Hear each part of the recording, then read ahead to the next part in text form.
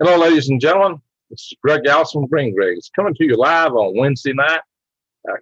Time on deck, 21:02 hours Central Daylight Time.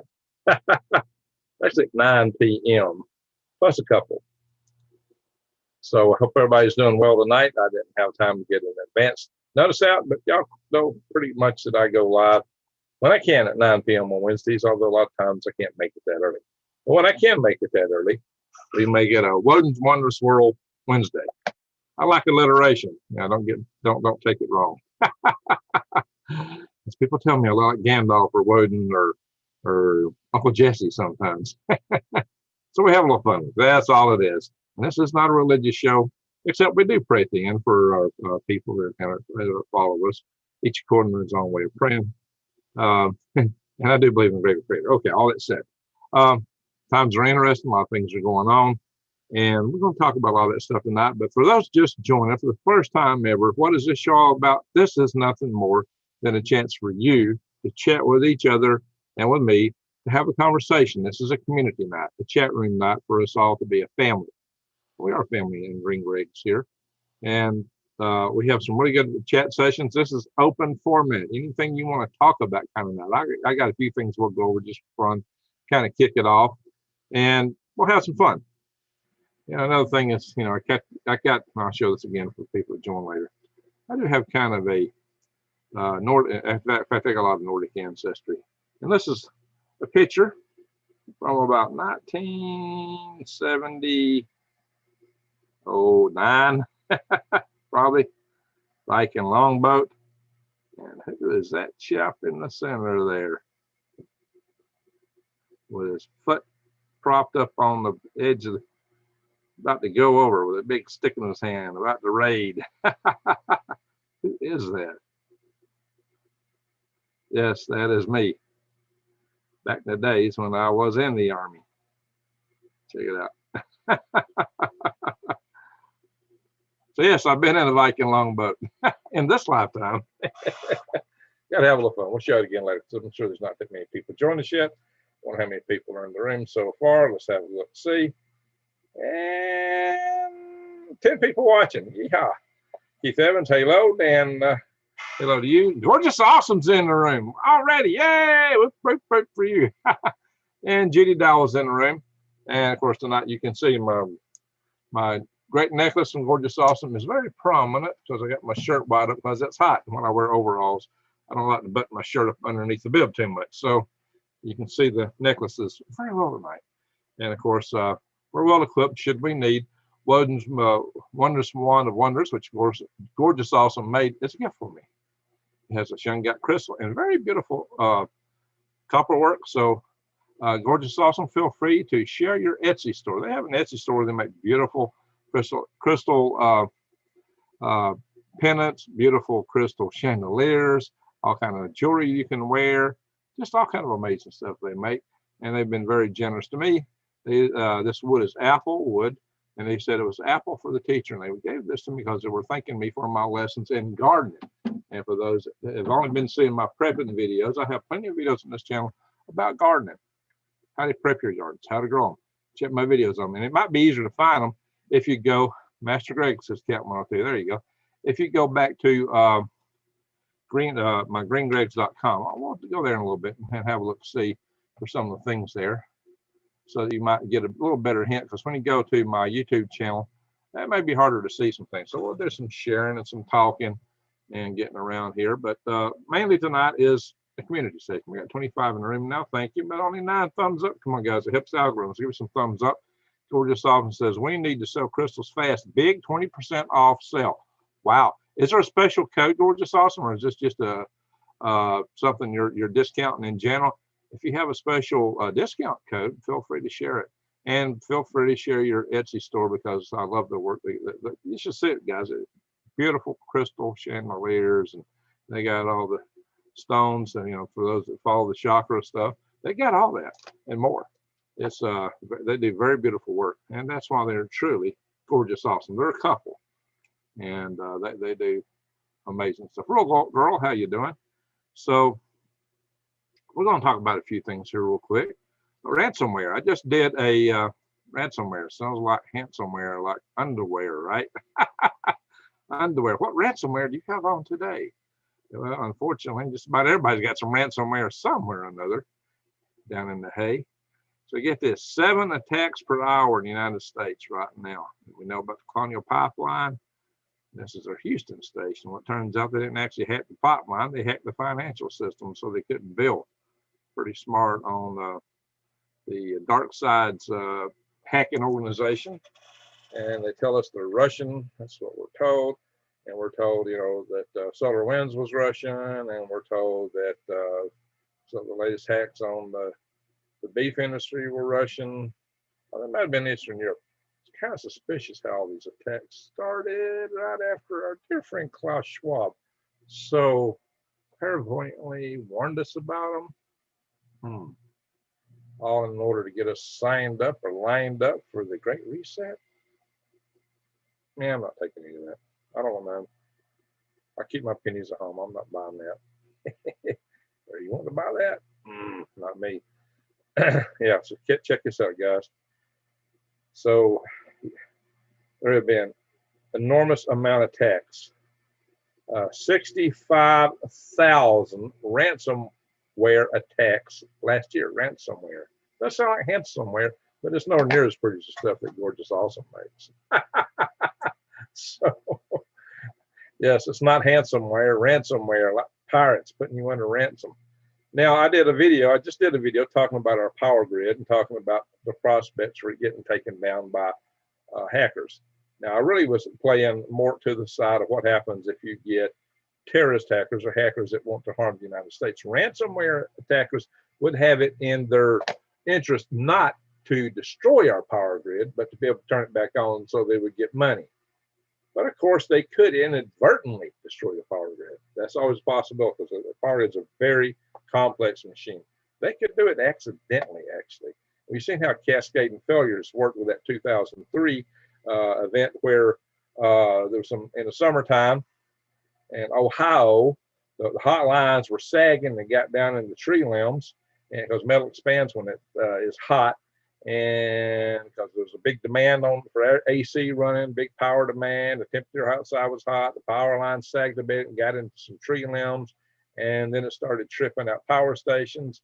That caused other power stations to have to switch to make up for the big load, but they were overloaded. So you just had a cascading failure of power stations tripping everywhere. If done properly, in a bad way, you could actually fry a lot of these very large transformers. I covered them in this other video. I showed pictures of them that could be fried. These things are as big as a house, 400 tons a piece. And it takes, 300 of those are Chinese. And they finally got little cell phone circuits in them that report back to somebody. Guess what's going on here? Could they do a backdoor hacking and shut down with that?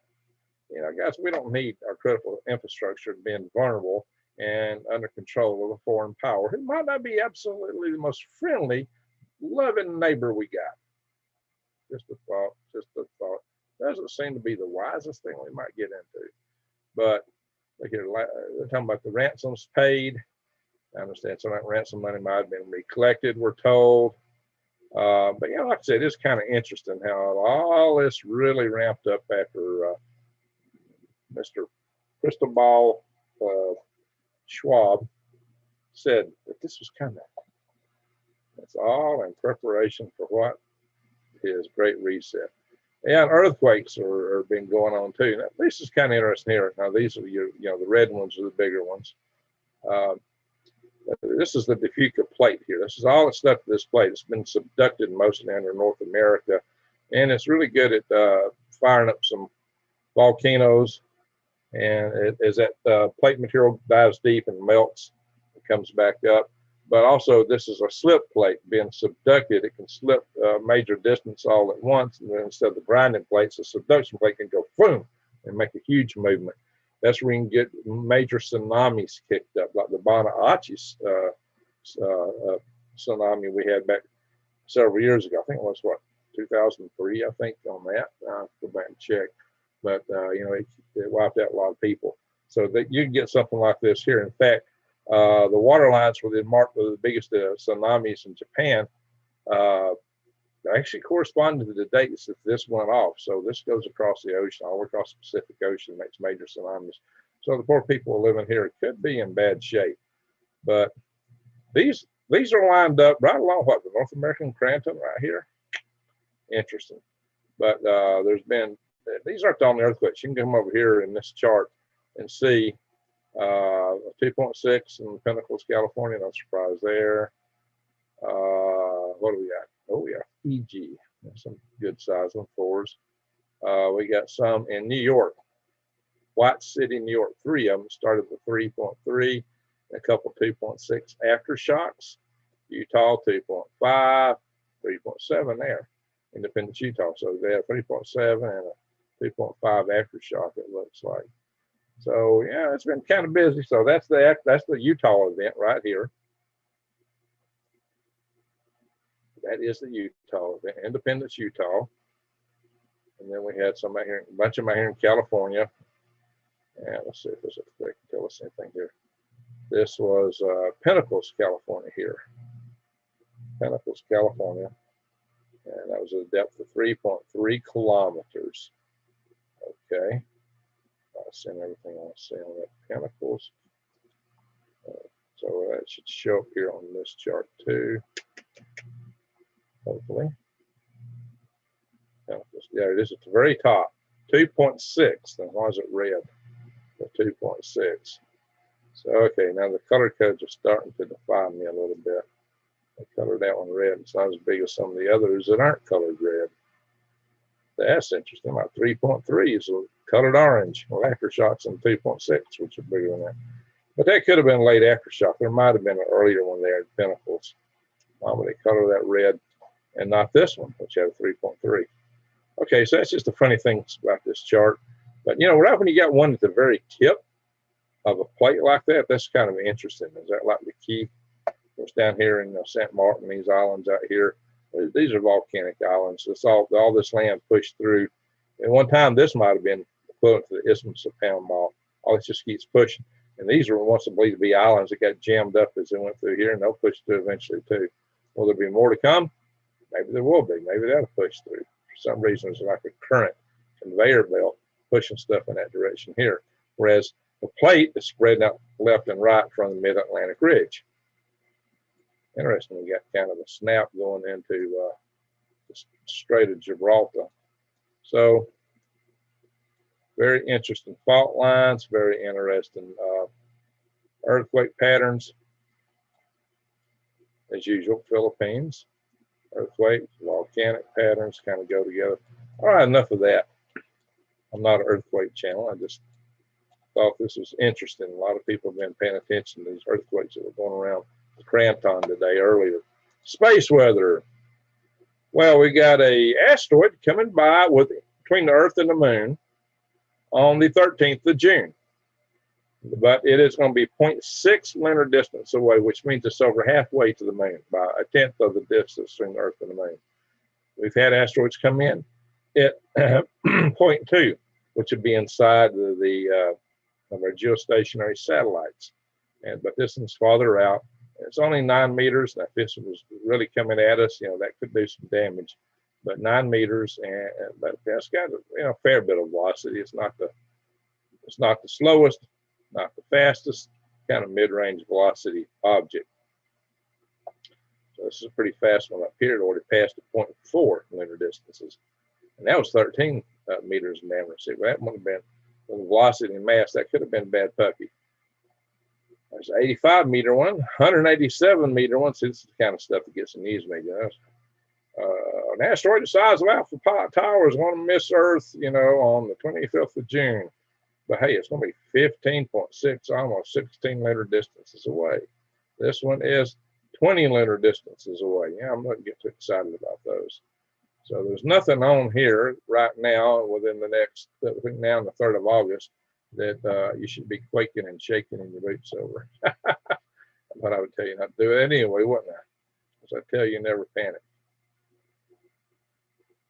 So if we knew absolutely that there was an asteroid the size of Texas coming, that's like Ceres, and it was absolutely going to smack into us, well, there'd be nothing to do about it.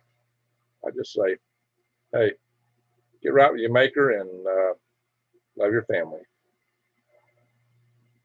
Make the most out of the last moments. Whoa, I'm not even sharing, am I? I'm talking about all this stuff and I'm not sharing. Holy smoke, guys, I'm sorry. My bad. I apologize. I apologize. I thought I was sharing and I wasn't. So I'm going to go back and cover some of this again. Y'all didn't even spank me for it. My goodness. My goodness, my bad. Sometimes I get to thinking y'all are seeing what I'm seeing. I hadn't even hit the share button. Okay, guys. I didn't get but 2 hours sleep last night and it's showing.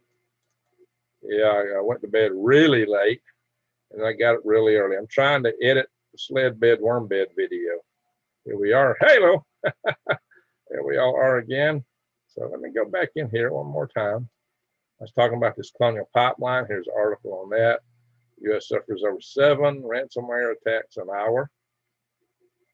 And that was last year. And it's going higher. All at once we're getting hammered by them. As I mentioned, you don't really, the ransomware, if they're really trying to get money and extortion, they're really not out to destroy something, but they could do it accidentally because part of it is so sensitive. But if they're bent on taking the United States to its knees, well, that's the way they could do it easiest. Here's the earthquakes I was showing y'all. This is the one that I thought was interesting. Why is this one red and this one not? This is Pinnacles, California. It's up here on this chart at a 2.6, and you got down here in Utah, here in Independence, Utah. You had them. They're showing 2.5, but they had. That's not what it said over here on the left. We go to Independence, Utah. They had one looks like a 3.7, 2.5. So they had aftershock. Well, let's say, yeah, they had 2 earthquakes there, looks like. So why is this one not red? I don't know. But, I said, hey, look, these are in a straight line almost, which is interesting, which kind of lines up the craton.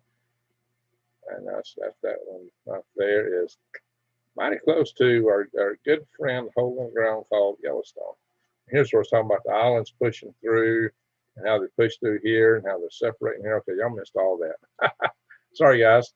Space weather. Come back here again. I was showing these asteroids here.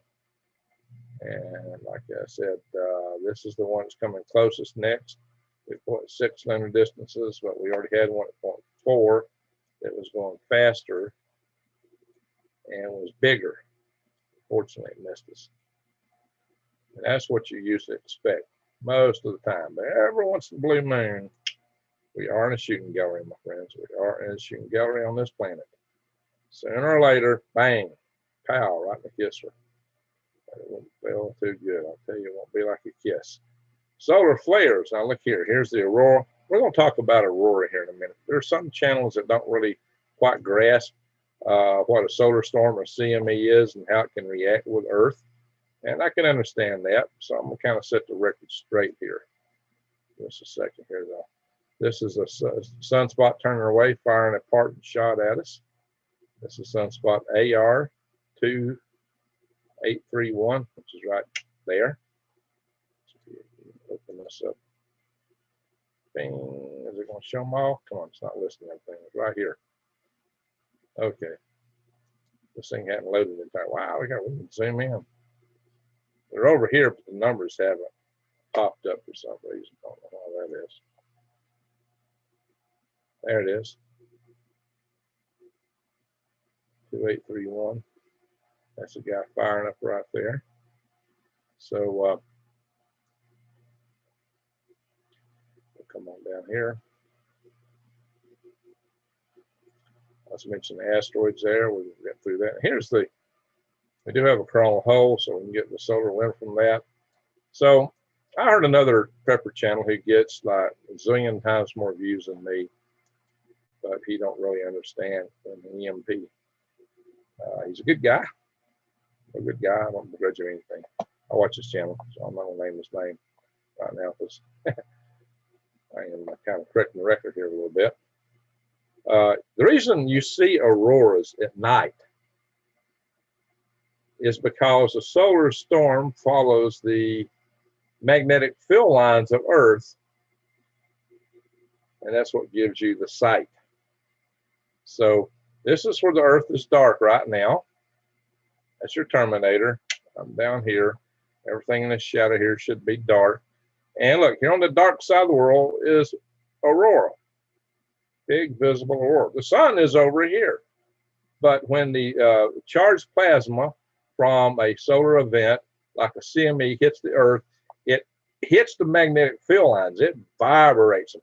And then those charged particles from the ions in the coronal mass ejection actually wrap around these magnetic field lines and pour down into the Earth. That's why the 1989 Quebec failed. That's why they had a failure in their grid. You can have a failure in your grid on the night side of the Earth. So to think that coronal mass ejection is only going to hit you where the sun shines, that is not understanding the electrical nature of a CME. A CME really could quite literally take out everything on Earth if it were powerful enough, because of the wraparound effect. Now, it probably wouldn't get everything, but we're just talking about the possibilities here. So this is the strongest CME. The 1859 Carrington event, people woke up early in Colorado and started doing their baking because they thought the sun was rising. And then they got, wait a minute, it ain't time. And that glow in the sky, isn't the sun coming? What is that? And it was an aurora. They were seeing aurora in Colorado so bright they thought the sun was rising, and got up and started making breakfast. Miners did. It said that you could actually read newspapers all the way down here in Havana. So the aurora were reaching way south. What that means is the charged plasma from the CME is entering right overhead over those areas at nighttime, away from the sun, because the Earth is surrounded in this magnetic bubble called a magnetosphere. It's a toroidal field, but these particles will come around over the whole thing and cascade down the toroidal field. And the funny thing about the charged particles actually spin as they go down a magnetic field line. They spin around that magnetic field line. So isn't that interesting? So there you go. This is something that is not well explained. I heard another big channel who in 30 minutes, he had almost 6,000 views on his channel talking about this. This channel ain't a whole lot bigger than mine. But why don't people watch me talking about it? Because I am an electrical engineer. I've had 2 power grid defense conferences that I've chaired. And I just attended Dr. Peter Vince's prize Homeland and National Security Task Force meeting today. So I am a member of that and the security grid. I'm a member of 2 national level power grid defense committees.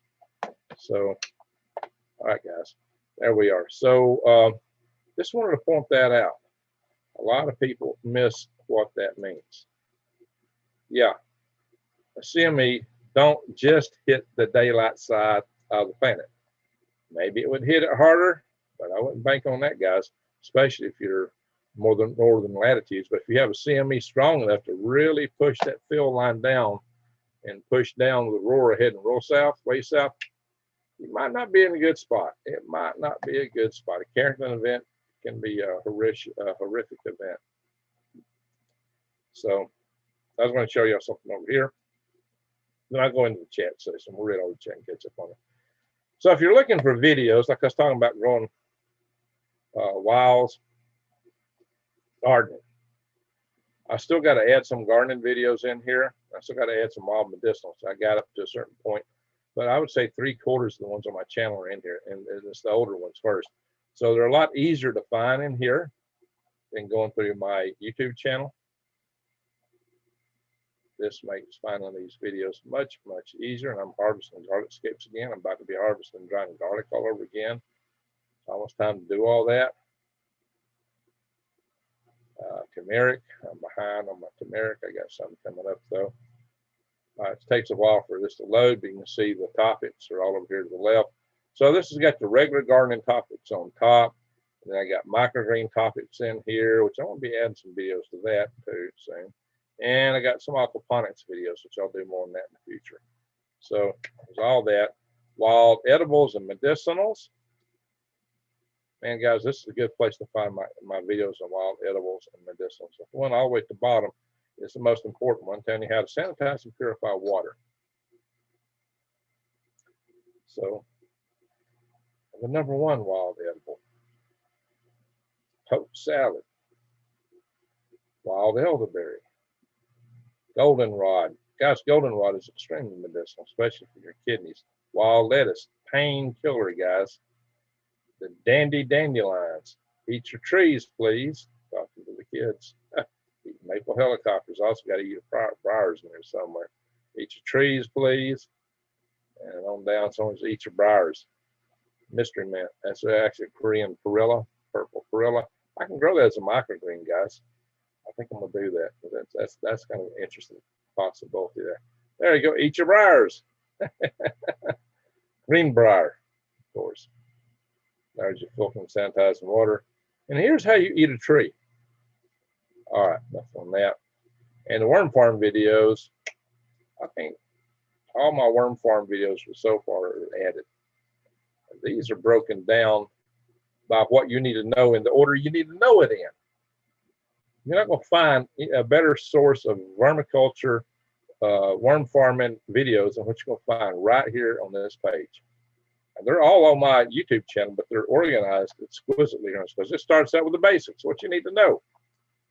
How to build worm beds or bins, different builds. I got the plastic, bins here. Here I'll show you how to do it free using basically a kitty litter box, and I also talk about harvesting and everything, and other things there. So I cover about 3 topics in that video.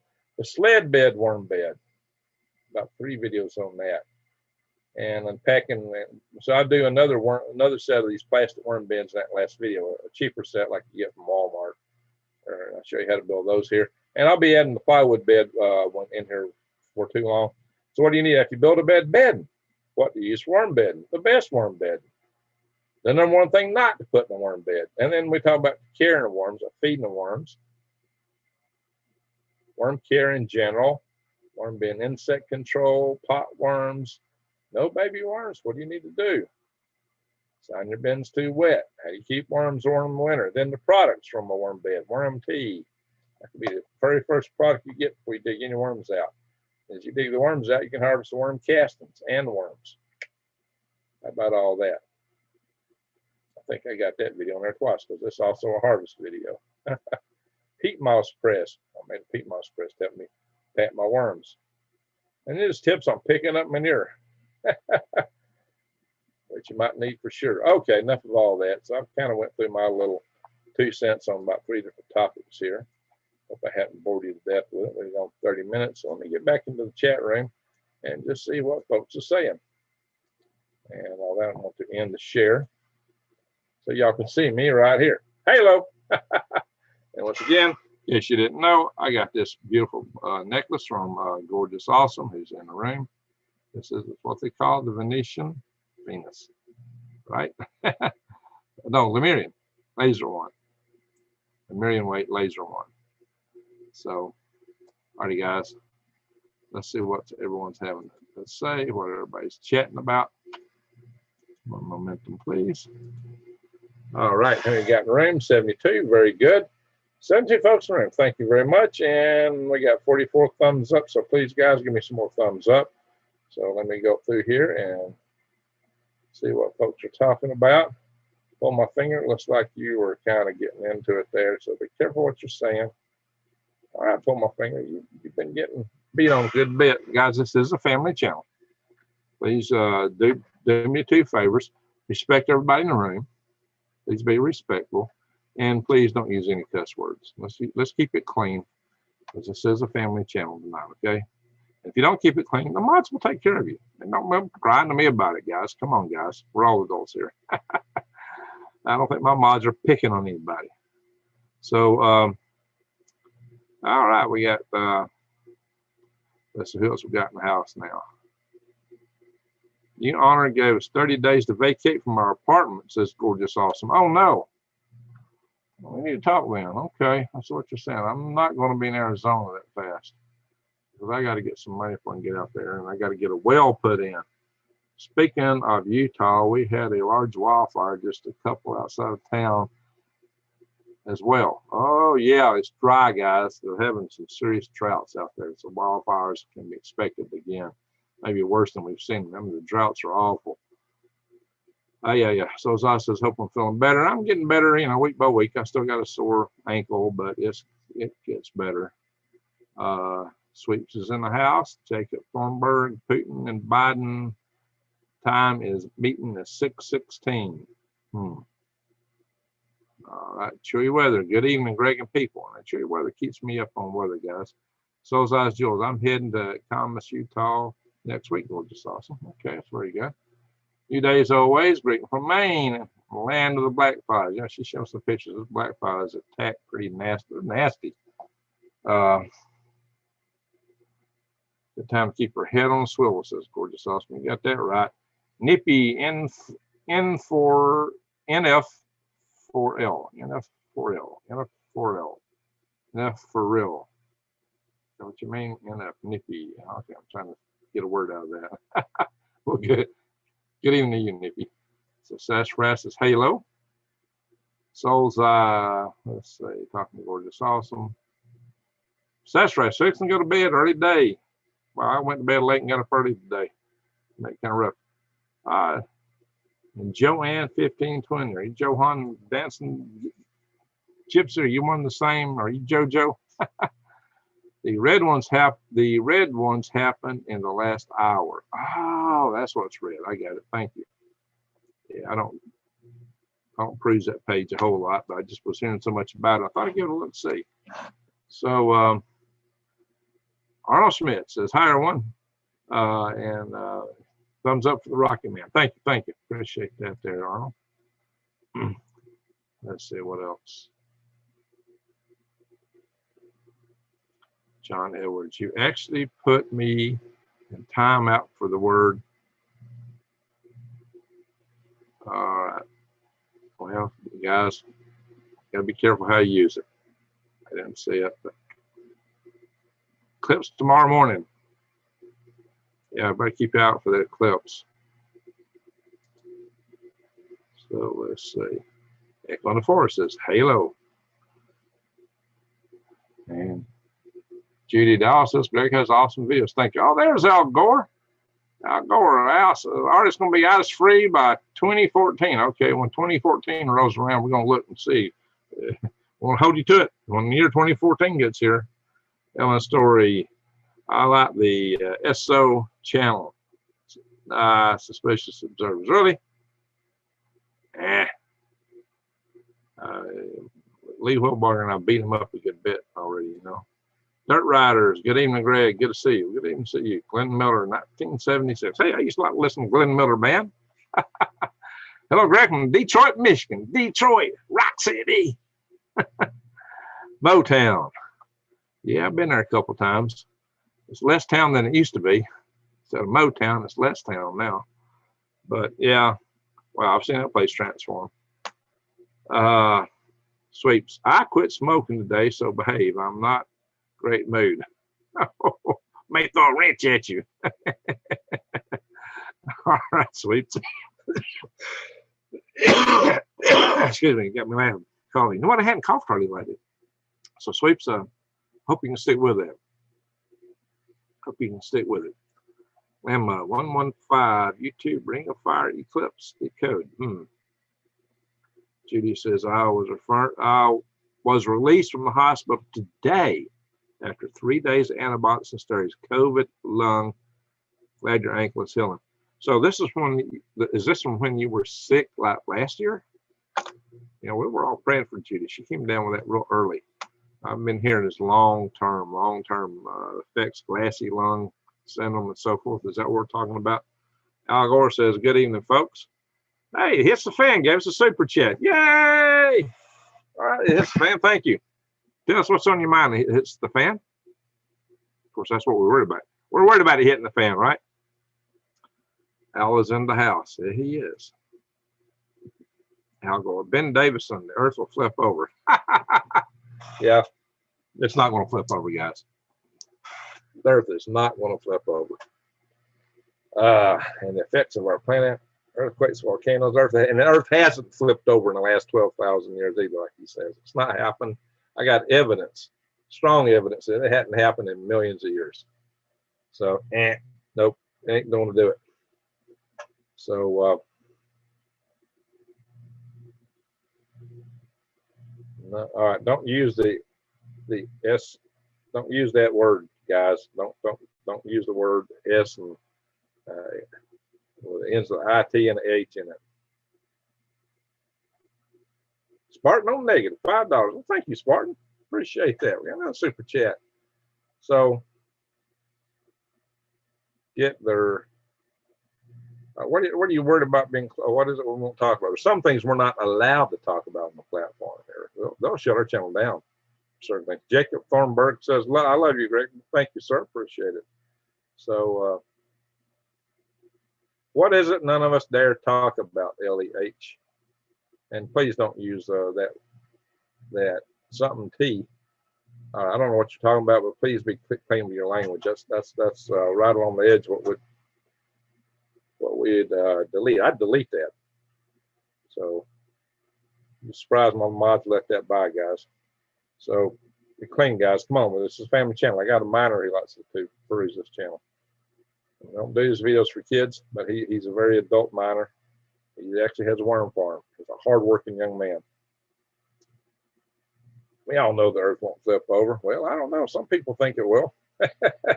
Remodeling my kitchen, waiting for the destroyer. Ooh. Yeah, Polyon. Ellen says, I don't agree with Lee Wilbarger. You should spend some time watching the stuff on SO. Let me explain to you something. I'm going to tell you why he's wrong. I put it in video, and I've done it twice. Ben Davison is wrong.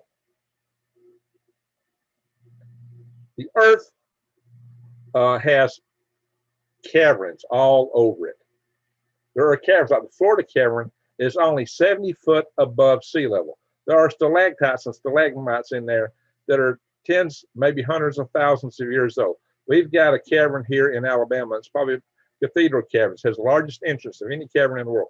It's got Goliath, the biggest column of any cave. It's full of ancient stalactites and stalagmites. It'd take 10,000 years for one of these to grow 4 feet. These are huge. If you had the Earth flipping over, the water waves that they say are going to come up over the continents would smash into those caverns and smash those stalactites and stalactites like glass. They break. They would shatter. Water under pressure cuts like a knife. You can weld with water. In fact, you can get water welders and cut steel, 1 inch steel with high pressure water. In submarines, the biggest thing they worry about if they get a breach is it'll come through and just cut through everything. The water will cut and cut and cut.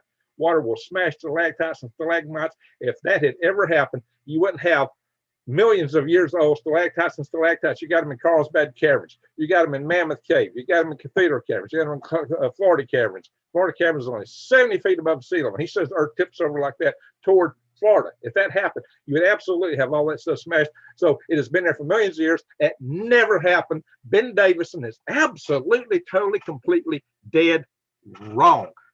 And another thing, I asked him when he was talking about stuff, so, okay, the Antarctica ice sheet is so big.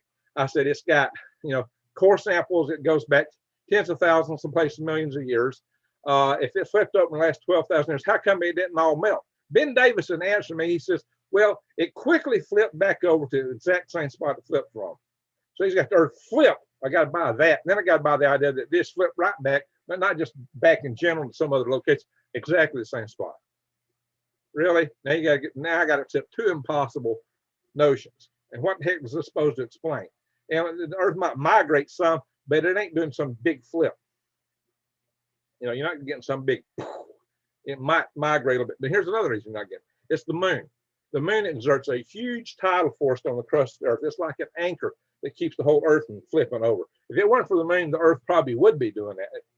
But the moon is a huge gravitational anchor, so much so that it pulls our oceans and our crust out, that it puts such a force on us. It is holding us to keep something from turning. That amount of force is ginormous. It would take quite a force to overcome that. And it's not happening. We haven't got a micronova from the sun. Not in millions of years. You may have had very large CMEs, There was the Carrington event. There was the Charlemagne event, which might have been way bigger than the Carrington event. It occurred in 700 AD. There could have been some bigger ones back in time. But a micronova, it would have taken 63 trillion atom bombs the size of a little boy to evaporate 600 feet of water. And it would totally glassify one side of the Earth. It would be an end of a bacterial on Earth event. Doug Vogt is wrong. And I've seen lots of water evaporate from cold ponds. In fact, they evaporated more than regular ponds. Just go by in the wintertime and watch all the water evaporating over the pond. Doug Vogt goes, I don't know how you'd have evaporation building ice. Yeah, you know, I understand how you got there. Why you come up with it? But, you know, and, you know, Doug was trying to answer some questions, but I slaughtered his argument with engineering. And I am an engineer. I can calculate how much energy it took. And I did that, and I put it in the video. Doug Vogt is wrong. And so is especially Ben Davidson. So I do not stand with Ben Davidson at all. And I will stand with Lee Wilbarger on that. Ben Davidson is not, I am an aerospace engineer. Actually, my engineering degree is in electrical engineering. He's talking about electrical effects. That is what my degree is in. Ben Davidson does not have an electrical degree. He does not have an astronomy degree. He doesn't work space. He plays at it. He thinks he knows more than everybody. I don't know an astronomer in the world that agrees with him. So he's full of it. I can show you geological evidence that says he's not wrong. He's dead wrong. Here's another thing. The Earth has a bulge of something like 5 or 6 miles, and it's more than that. It's like 15, 25 miles. I have to look at the equatorial bulge of the Earth is huge. All that crust would have to go over that bulge if the Earth's crust was slippery. The crantons would crack and shatter like dinner plates being dropped on the concrete floor if that happened, because they're flat. And if you're bending over a big bulge like that because you're twisted, that stuff would shatter. But our cranton is intact. So that did not happen, and that's a fact. So Ben Davidson, yeah, he's got a bigger channel. So what?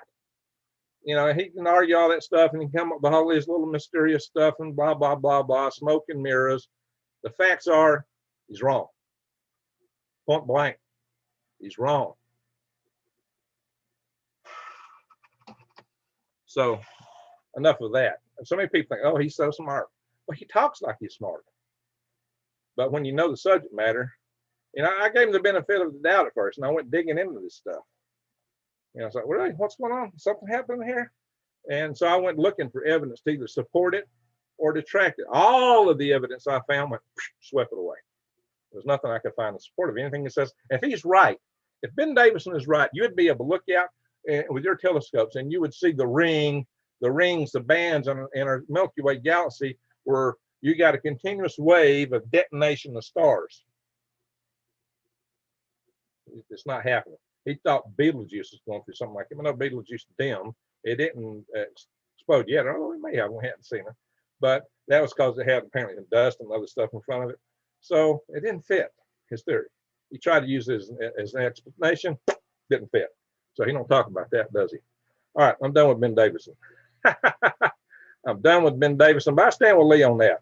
Y'all may not like Lee. I know Lee is a hard guy, but that's okay. He just gets tired of hearing a lot of stuff like that.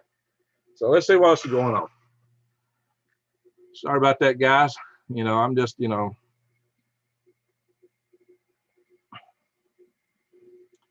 Sweeps, I want to quit, but I am crabby. Oh, quit what? Oh, cigarettes. Whoops. Sweeps, I'm on day 7 not smoking. That's very good, Judy. Let's hope we can keep that up. Yeah, do we have earthquakes? Do we have volcanoes? Yeah, we have all that. We have that. We got in spades right now. Grand solar minimum. I do buy the grand solar minimum. I do say there are periodic things going on, and I agree with Diamond on that. There are periodic things that are happening in our geological record. You can find them in the Vostok ice cores, but it's not 600 feet of seawater getting evaporated. That would be catastrophic. Kill the bacteria 2 miles deep in the crust of Earth event. There would be nothing left on Earth, nothing alive. Nothing. I covered that in the video. I did it, y'all, because y'all asked me to do a video about bug out for a Chan Thomas event, and so that's when I covered that Chan Thomas bug out video.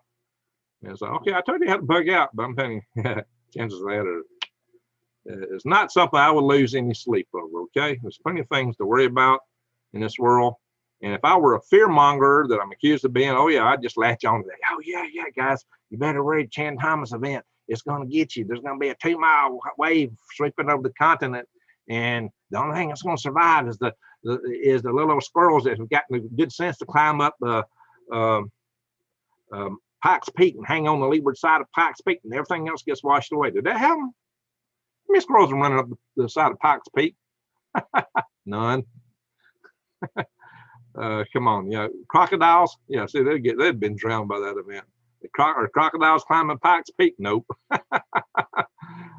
Anyway, all right, Ellie, you're getting kind of beat up there, but sweet. But like I said, don't use that sh word, okay?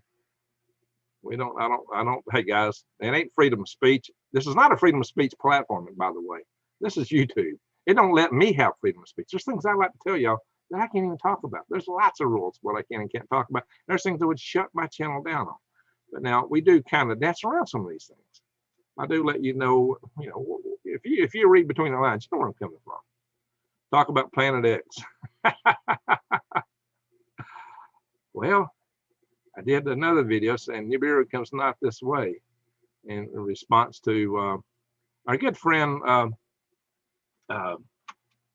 Steve Benoon.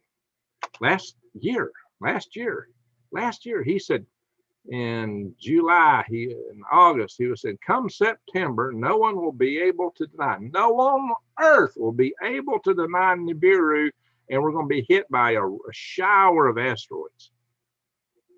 And so I preempted him a month ahead of that. I came up and said, nope. I said, Nibiru comes not this way. Why? Because we don't see it. There's tons of, and everybody, oh, NASA hides everything. The heck with NASA. NASA's like this big. There's thousands of amateur astronomers and other space agents in other countries. They'd love nothing better than proving NASA wrong. And so what?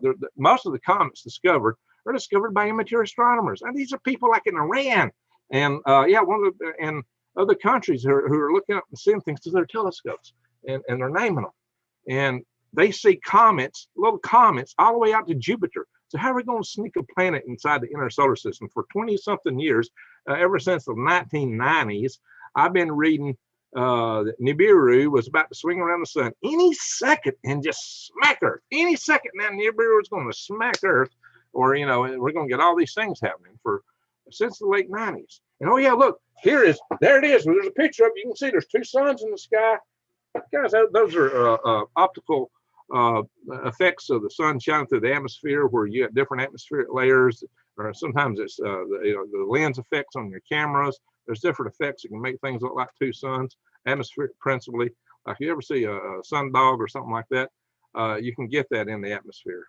But it's not means there's actually 2 suns out there. And here's another thing. You can't sneak a planet or anything around at Earth by saying, well, it's on the other side of the sun. We don't see it because it's on the other side of the sun. Because why?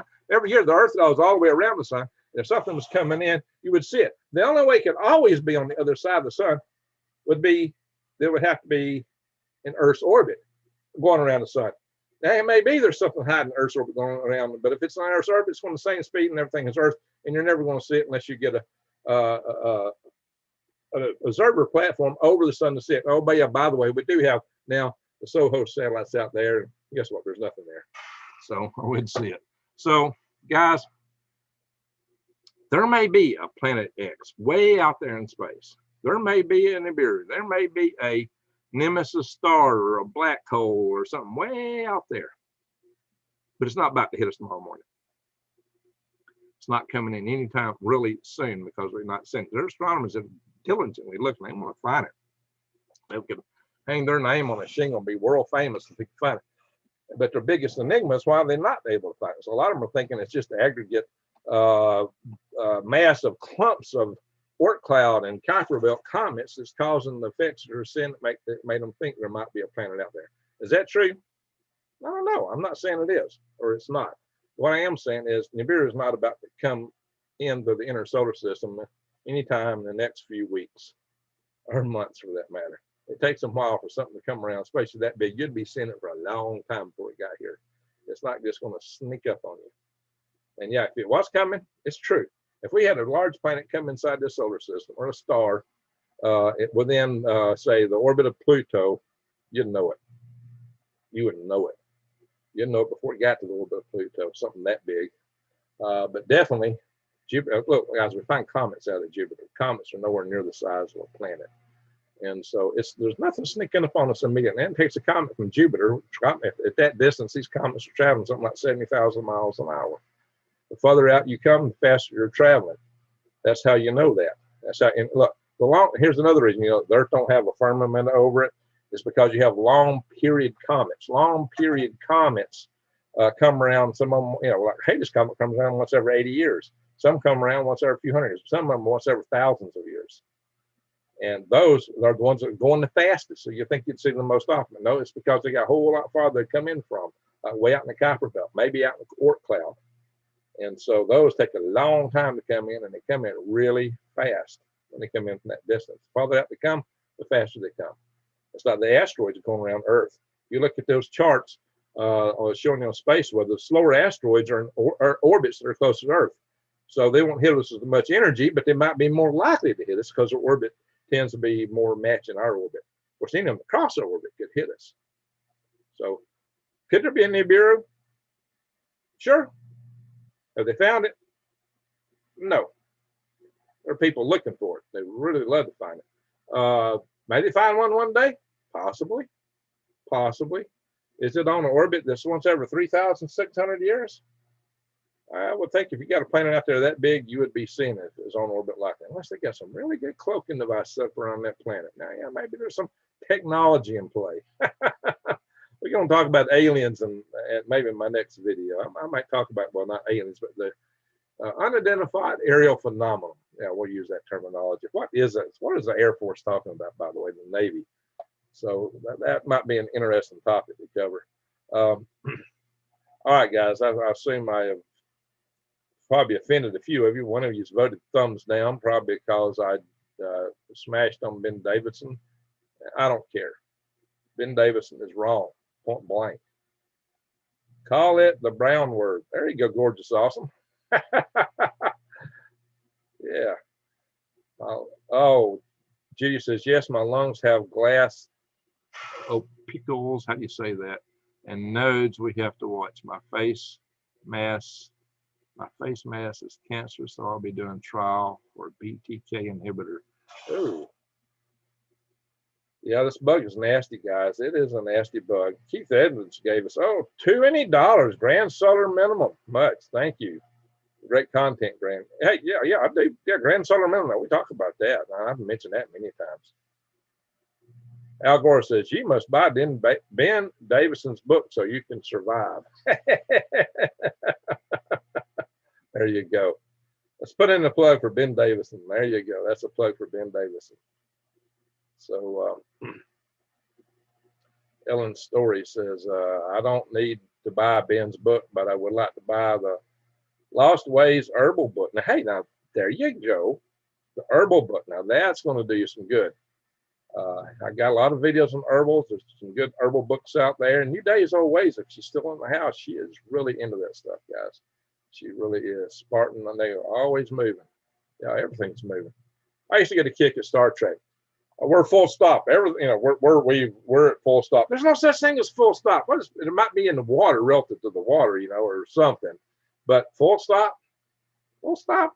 Everything in space is moving. Everything is moving, orbiting, spinning. There's no such thing as full stop. Equinophora says there's a 10-foot deep sand deposit on this property that goes for a line for miles, quarter-mile wide or over 100 miles from the Gulf. Wow, Equinophora. A 10-foot deep sand deposit. Okay. Well, at one time this was all underwater, guys. All underwater. So I ain't got so much limestone, even up in this area, in sandstone. I grew up on Sand Mountain. Top of that was one time probably a sandbar. Well, a lot of sand came out of the original Appalachian Mountains as they wore down. Al Gore, Greengrass, what's your opinion of the Maverick Star Reloaded on YouTube, saying the poles are shifting will cause disaster? I'm not familiar with the Maverick Star. We do have a magnetic pole shift that could be in progress.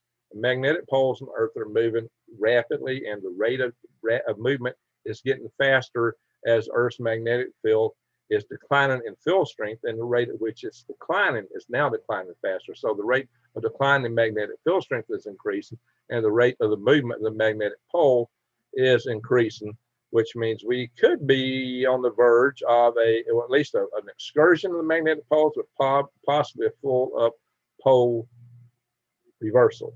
And the geological record shows that does happen, that the magnetic poles flip. Now, if the magnetic pole stayed the same and the whole Earth flipped, you wouldn't know it. The rocks, it would read the same.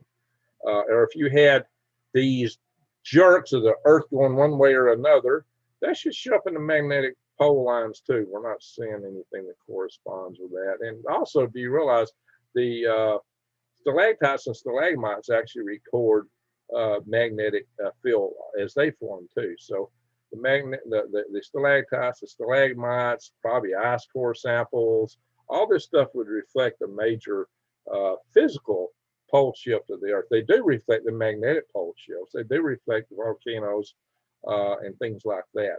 So you definitely can find evidence of those things in the ice cores and stuff like that. So there's a lot of evidence that we can dig back and find what's gone on in Earth's past.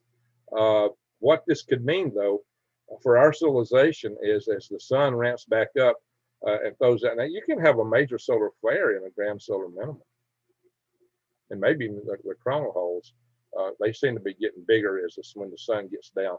So it's still possible that you could have something, as the shields go down from Earth due to lower magnetic field, it's quite possible to have disruption that could take down our power grid. This much smaller storm than the Keratin event.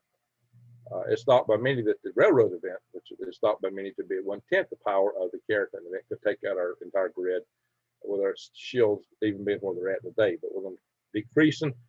Even a smaller, maybe the Quebec event could run our entire world power grid. So we are very susceptible, and this is why we need to get a grid hardened. See, there's defenses for this. We got to get our grid hardened, and we need to push for that, and we need to prep ourselves, because our government seems to be very reluctant sometimes to do. They'll throw $1 trillion on infrastructure than anything in the world, building bridges. For some reason, they just don't want to seem to spend a couple $1 billion to harden the grid. Trillions of dollars to build roads and bridges, but don't spend $2 billion to get the grid hardened. Hey, just put a bunch of shunts in the surge blockers and series in the center tap of these big giant transformers I've been talking about. That'd be one good thing you could do. So let me see what everybody else is saying, guys. 83 in the room and 83 thumbs up. Thank you, guys. Yes, fan Greg is turning green. Preach, brother. Says it hits the fan.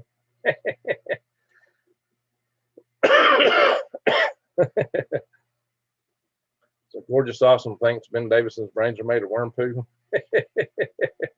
My grandma said thunder was God bowling. That sounds like he's bowling up there, don't it? and Latin was the devil getting an electric chair. Uh-oh. Woo-wee. Spartan negative. Closest approach of the Earth's northern hemisphere was in 2000. Closest approach to the northern hemisphere, or well, closest approach of what? Paper dragon mache art. Hey everyone, hey to you. And let's see, new days always. People flip out over pole shift, but never mention an axis shift. That seems where the disasters will come. Axis. Yeah, you might get some perturbations in the axis. Earth's axis has shifted a little bit, and they're claiming it's because of melting of glaciers and such. Yeah, who knows? I think they're trying to blame everything on global warming. But the Earth, it has shifted a little bit in its axis, not appreciably amount. When you look north, you're still going to see the North Star in the north. But over time that happens. What I'm saying is you're not going to get this big flip, boom, like that, like Ben Davison talks about. You may get some gradual shifts, and it may move around. And I've been trying to figure out. I was trying to figure out, was there a shift during the Ice Age where the North Pole might have been over, say, Greenland?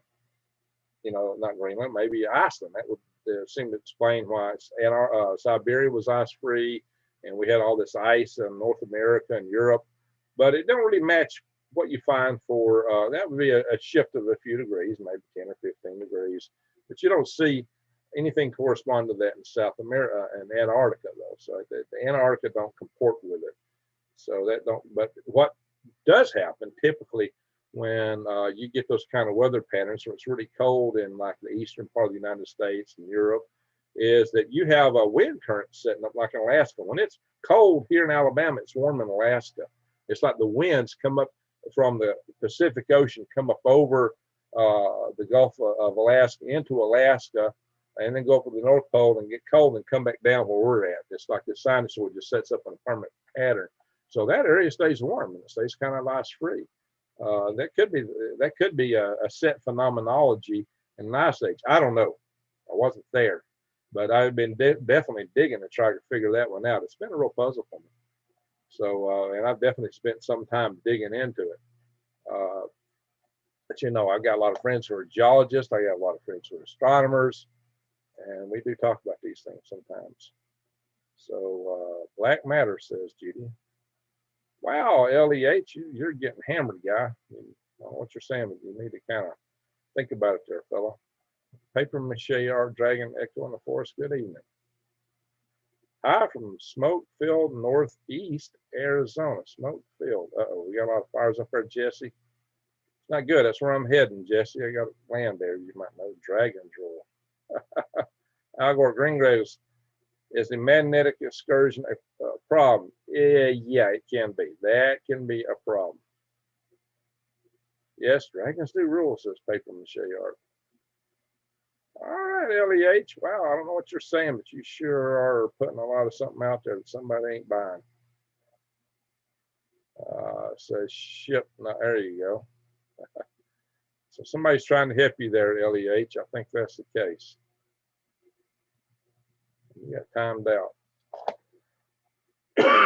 Okay, so Lee Story says there are 4 ways it could happen. It might be a combination of some of them. What would happen? What would happen then, Ellen? Dowell's Homestead. Sandstone caverns, water gets excited and moves, leaving empty space, and sinkholes are created. Yeah, that stuff happens. You get a lot of sinkholes where they just over time eat things out and eventually pops in. The paper mache art says, as mods, our job is to keep this channel up and delete anything that's not good for Greg. Thank you. Thank you. There are certain discussion items that can take the channel down. Some channels have been taken off air because people in the chat room start talking about things. I swear. There have been channels taken down because people, some things are verboten. Conspiracy theories now verboten. There are certain topics, things that happen in our recent history that if you discuss them, you're out. There's no discussion about it. You're out. That's YouTube's rules. The rules, like I said, this is not a free, everybody talks about free speech. I wish we had free speech. I really do. But this is not a free speech platform, guys. It really is not. Now, sometimes I get real close to talking about things, but if you notice, I use a lot of qualifiers when I talk about some things. But a lot of things need those qualifiers, quite frankly, because a lot of people get bent out of shape about things in ways they shouldn't. So, especially when people are getting racist attitudes about other people, they should never do that. You know, I deplore racism, guys. I really do. I may be when I was in the Army, I had a soldier look at me and he was mumbling. Black guy sitting across, we was in the primary leadership course. This guy was sitting across the room just looking at me and staring at me, and he just mumbled. I just looked at him and said, what are you saying? And he stop it. What are you saying? Tell me, what are you saying over there?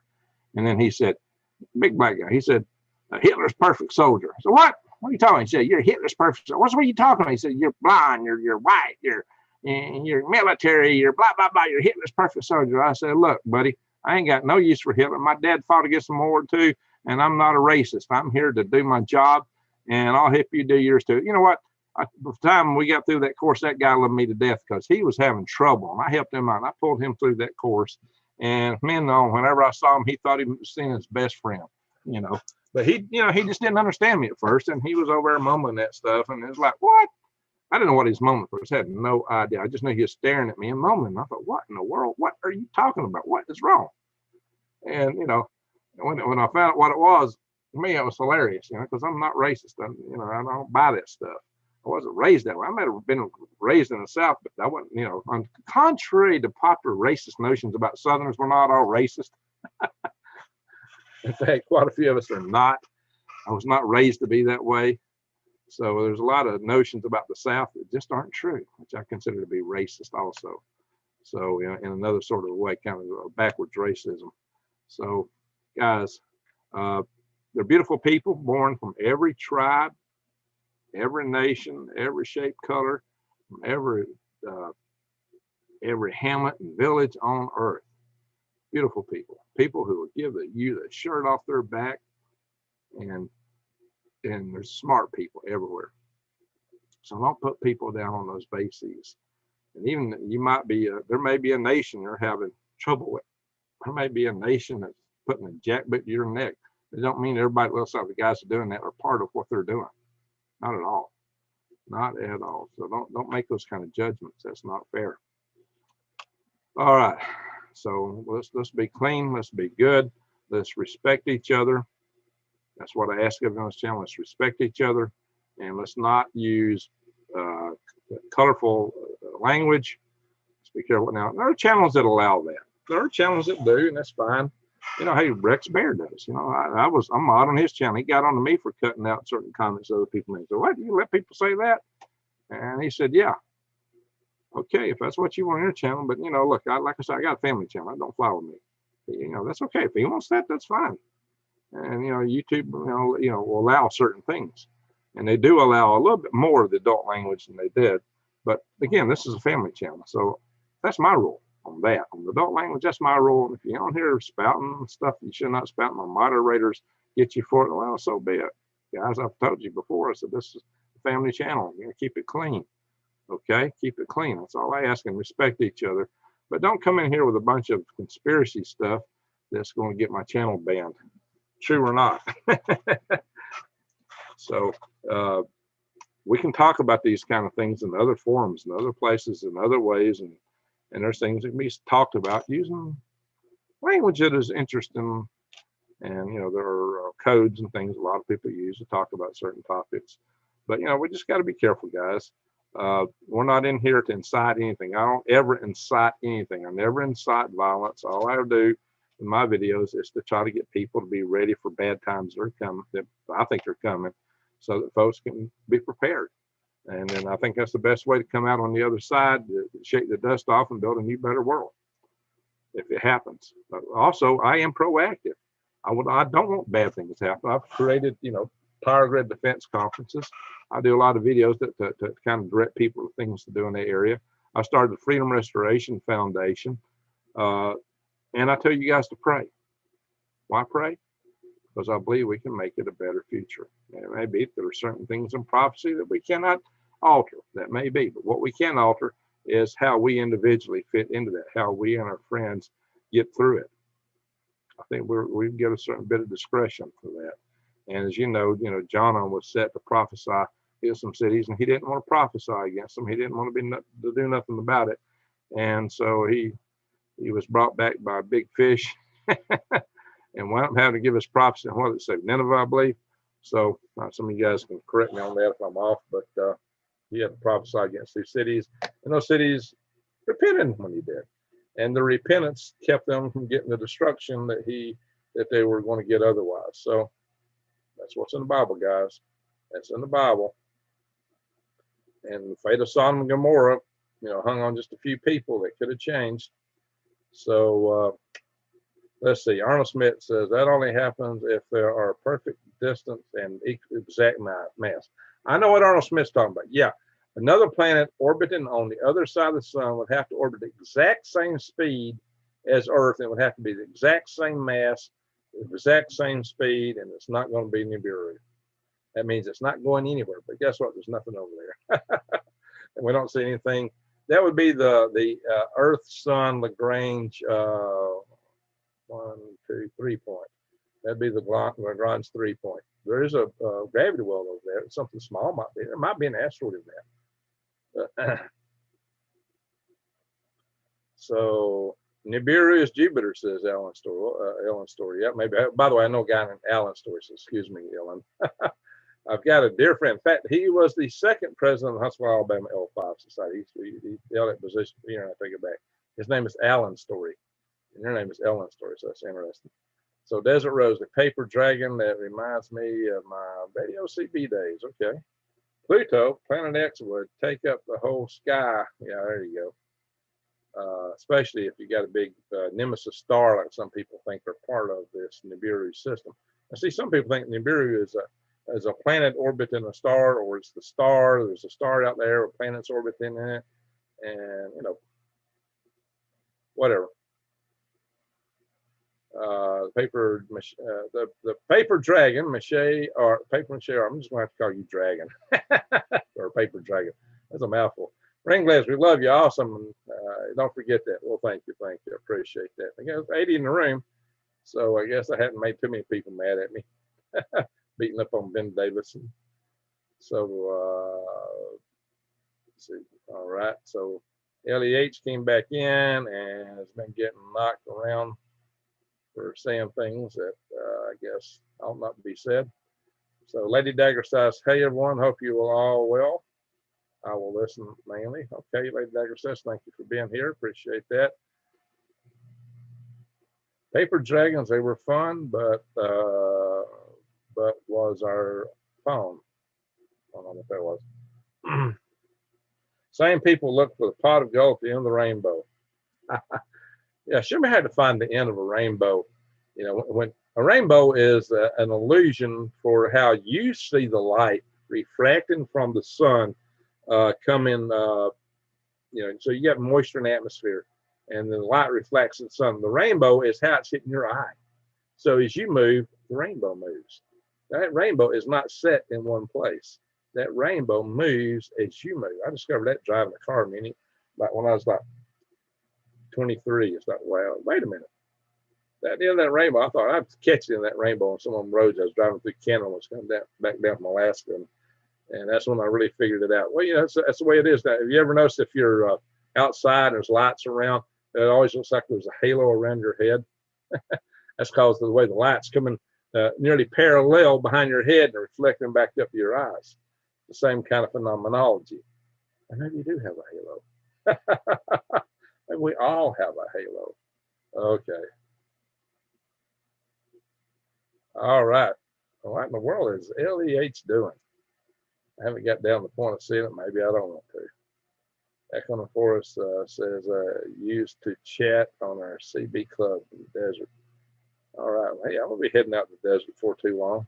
I'm kind of excited about Arizona, guys. I really am, because I'm just realizing it'll be like an hour and a half drive to Grand Canyon, even closer to the petrified forest and the painted desert and all kind of these little petroglyphs that our buddies out there are finding, Rex and Diamond.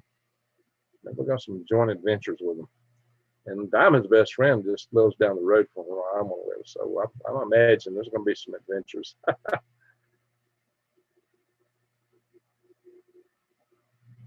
All right. So LEH, everybody's telling me please be polite. Come on, guys. What's eating at you tonight? Arnold Smith. Now, really, folks, how often do you get to sit down and ask a rocket scientist about space, time, mathematical improbabilities, and other curiosities? Well, thank you there, Arnold Smith. So Jupiter's orbit is not in the same plane as ours. It's not far off, Ellen. It's not far off. There's the plane of the ecliptic. That's the planet, the orbits, planets orbiting around the sun. The one that's most different is Pluto. But then Pluto has been reclassified as a Kuiper Belt object.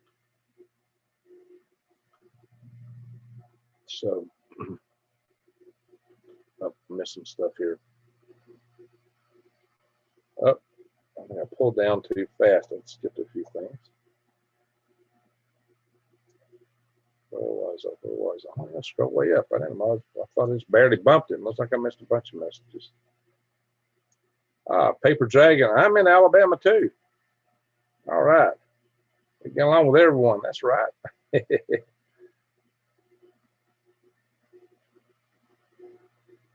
Water will slosh. Coast won't be a good place, says Ellen. Well, Ellen, I will submit that if you're in the ocean or living near the coast and you have a major asteroid hit the water, you got major tsunamis. Amen. You'll be a major tsunami. If you get, the Russians have their Poseidon torpedo that could be carrying the Tsar bomb in. It's big enough in size to be able to carry the Tsar bomb. They're talking about, oh, they'll have a 2 megaton torpedo. That thing is size for a warhead that's that 100 megaton warhead. The Tsar bomb, which is the biggest nuclear device ever detonated, was only 50 megatons. That was the half Tsar bomb, and it was awful. Guys, this would kick up a huge radioactive tsunami. It would devastate an entire coastline. So yeah, there's problems living in the coast, and I covered it in my bug out videos, by the way. I did say you probably don't want to live below 500 feet above sea level. But the Chan Thomas event was supposed to go 2 miles overhead. So we're talking about more than just a little slosh.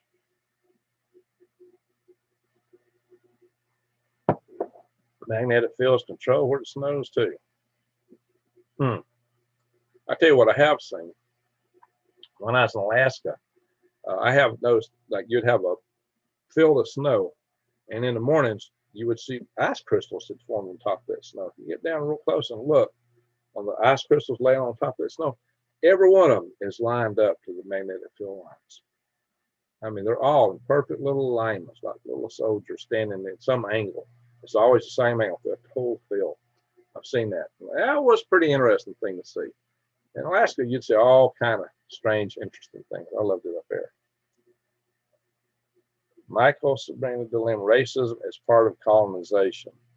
Well, if you're colonizing another people, yeah, you got a point. You got a point there, Milcha. All right, long time no see there, Milcha. So, yeah, taking over another people. I've done several videos, and nobody has a right to possess another people. No one has that right. I've covered that many times. And right now, China seems to be the latest biggest offender of that. Although Canada and the United States are guilty still in the way they treat their indigenous populations, as most of you would know. And I'm assuming some of that's still going on in South America, maybe Central America, Africa even. So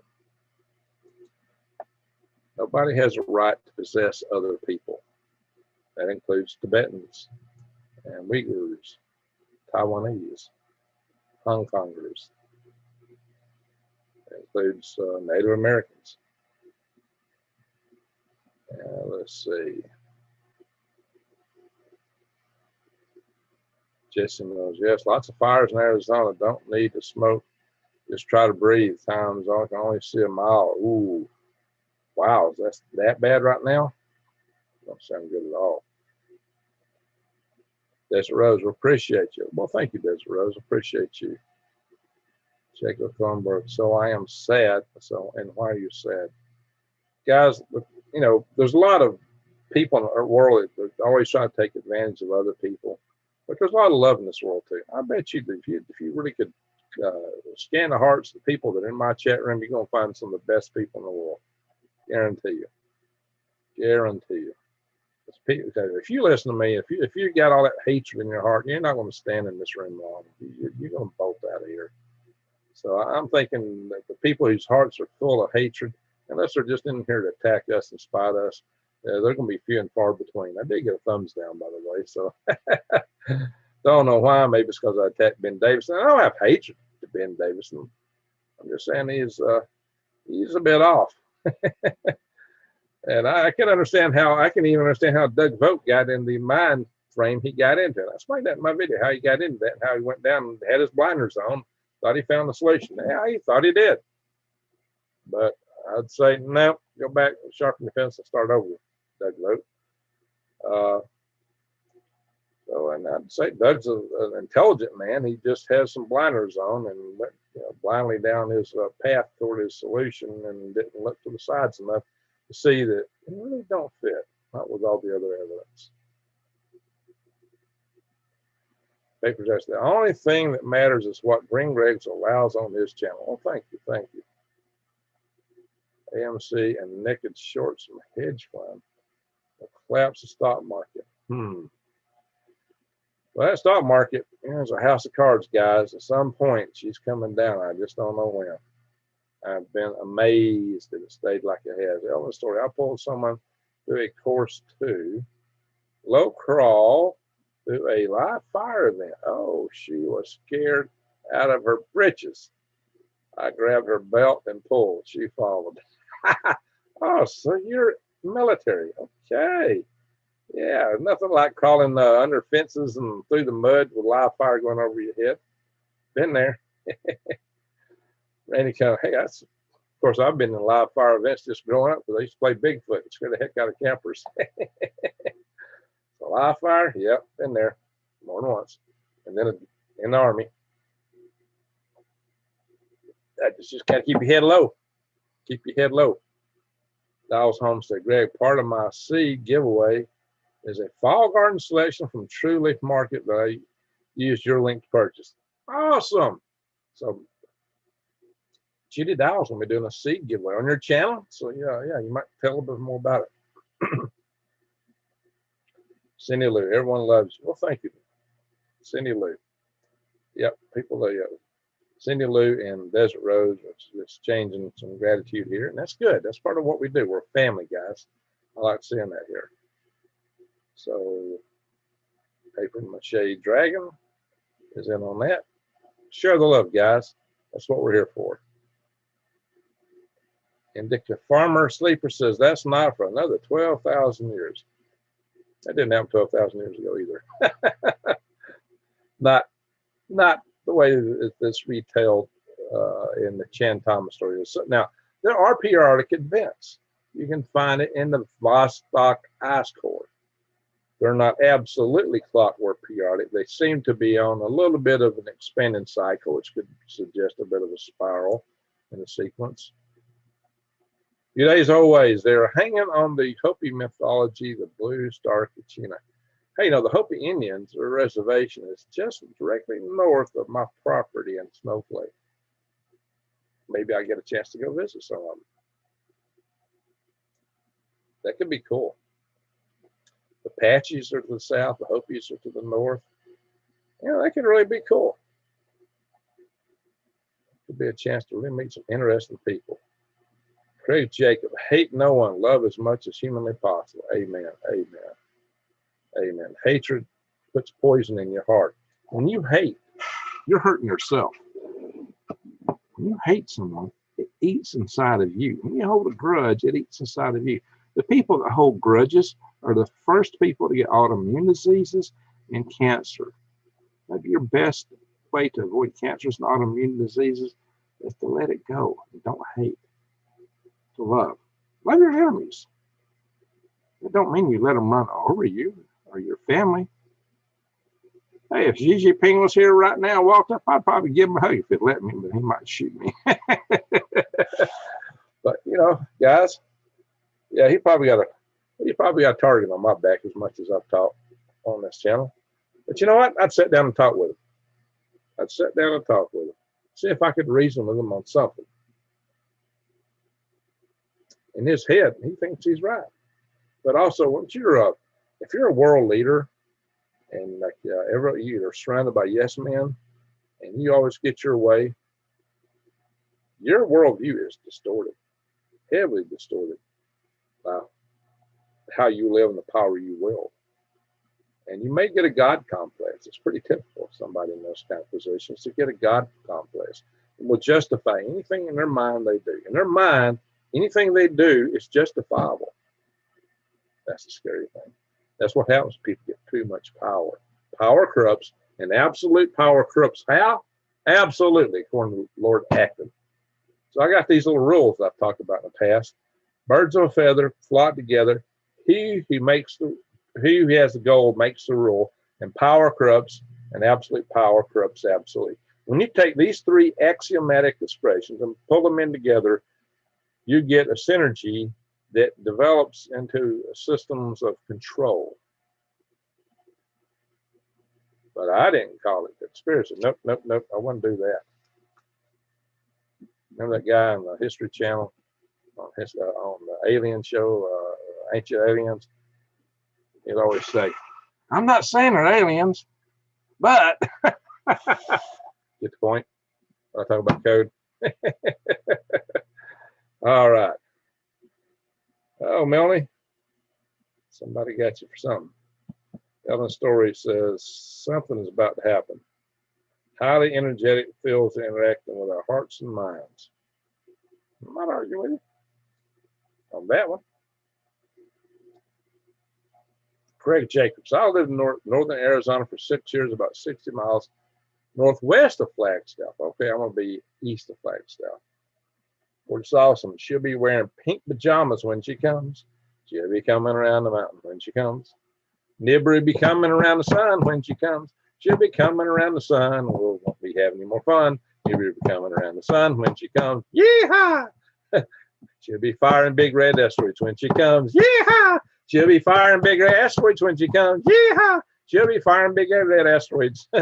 And people will be having some hemorrhoids. She'll be firing big red asteroids when she comes. Yeehaw! Earth will be shaking and quaking when she comes. Yeehaw! So, guys, we can have a little fun, right? Who else but on Green Gregs? Got to have a little fun. Oh, Roxanne. All right, let's see. Melanie Line says, oh, I lost it. Where'd it go? Not worried, just apologetic, trying to quit cursing in life. Okay. All right, yeah. Well, sometimes we got that going on. Let's see here. Gospel Girl.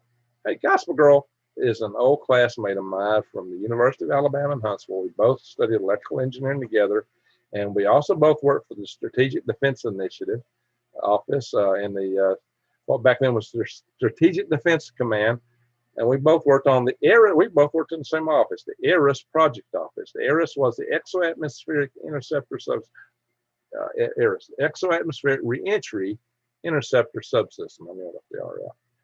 And she's a good engineer, electrical engineer, and she's worked space missile defense. So the Gospel Girl also believes in Jesus. So, and she says, Jesus said we would forgive others as Christ has forgiven us and love each other. And amen to that, Gospel Girl. Thank you for that message. So Gospel Girl's a friend from way back. Amanda says, what happens when Russia trumps for Europe? What happens when Russia trumps for euro and not US dollar? I mean, you're talking about dumping the dollar. Yeah, Russia and China are both dumping the dollar. Good point, Amanda. The United States has been able to spend lots of money and not have Weimar inflation because the size of the dollar supply. Because the United States succeeded in getting the dollar set up as the world's reserve currency, principally through a drug deal we cut with Saudi Arabia, telling the Saudis we'd protect them. We'll protect you if you accept only dollars for your oil. And so suddenly the Saudis decided they would only sell oil in dollars. I mean, all these countries had to get dollars to buy Saudi oil. And Saudi oil is the most expensive oil. And so this kind of set the stage across the entire market. It metastasized and spread and put the dollars all over the world. So now when we spend extra money, it's a smaller fraction of the overall dollar supply. But when you keep on doing it, then you're really straining that. That's what we're reaching now. And so now we're seeing a lot of inflation. And as China and Russia, we're in economic warfare with those guys, and they're trying to hurt us. So Russia just made announcements about dumping a lot of dollars. We expect China to do this somewhat. So this is one way they can strike back at us and accelerate what's already beginning, and that we are spending so many dollars that we're heading toward a potential Weimar, maybe not full Weimar, but we're heading for some inflation, guys. And there's a lot of forces that want to force food prices up. I've talked about that many times. And hopefully tomorrow I will get a chance to talk with a good friend of mine, Jesse Murphy. He's got a farm, and he raises grass-raised beef, pork, rabbits, chickens, ducks, and sells them in eggs at the farmer's market. Y'all probably seen it if you look at my farmer's market video. He's going out of business because cost of feed and other things have just gone up too much for him, and he just can't compete with the cost of his costs are going up faster than he can pass the cost to customers. Everybody always say, well, if labor goes up, just pass the cost down. You can't really do that, but only so much, and you're not getting sales. You raise your price too much, and you just don't get sales. Just flat don't get.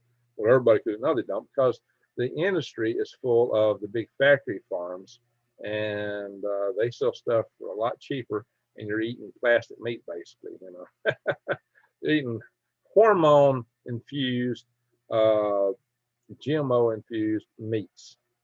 So there you go, guys. Let's see here.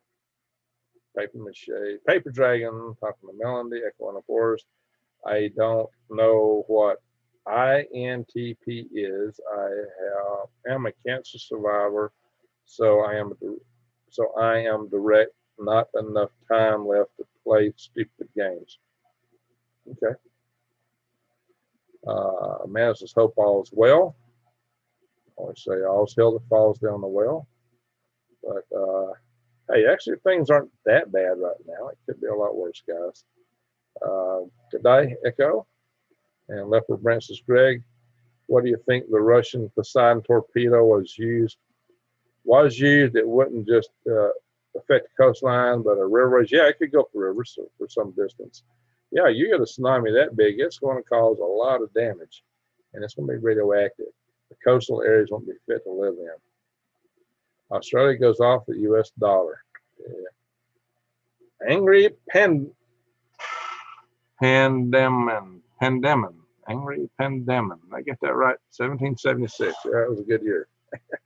Got the United States started, right? 1776. So, Declaration of Independence. And that document is contained in this joint document. This has the Constitution and the Declaration of Independence in it. And I've shown this many times in my channel and read therefrom. So, and by the way, I've also started the Freedom Restoration Foundation. Russia is okay, folks. I've been to Russia. I enjoyed my trip there. A lot of great people there in Russia. It's the China and the Woden love that is. It's the China, and I don't know what the Biden is. That what do you mean? Woden. Biden love that's issue. Biden. Okay, yeah, you said Biden. Okay. Yeah, China has definitely given us some challenges there. We can't complain yet. You're right, Amanda. Not yet. We still have a lot of wiggle room in the world today. Things are kind of tough, they're tight, but they may get a lot worse. So make the most out of what you got. So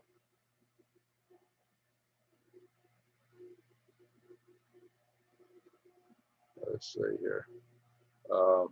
Odd year, 1777. All right, so Melanie's taken out. Goodbye, Paper Dragon. Everybody likes retired commentator.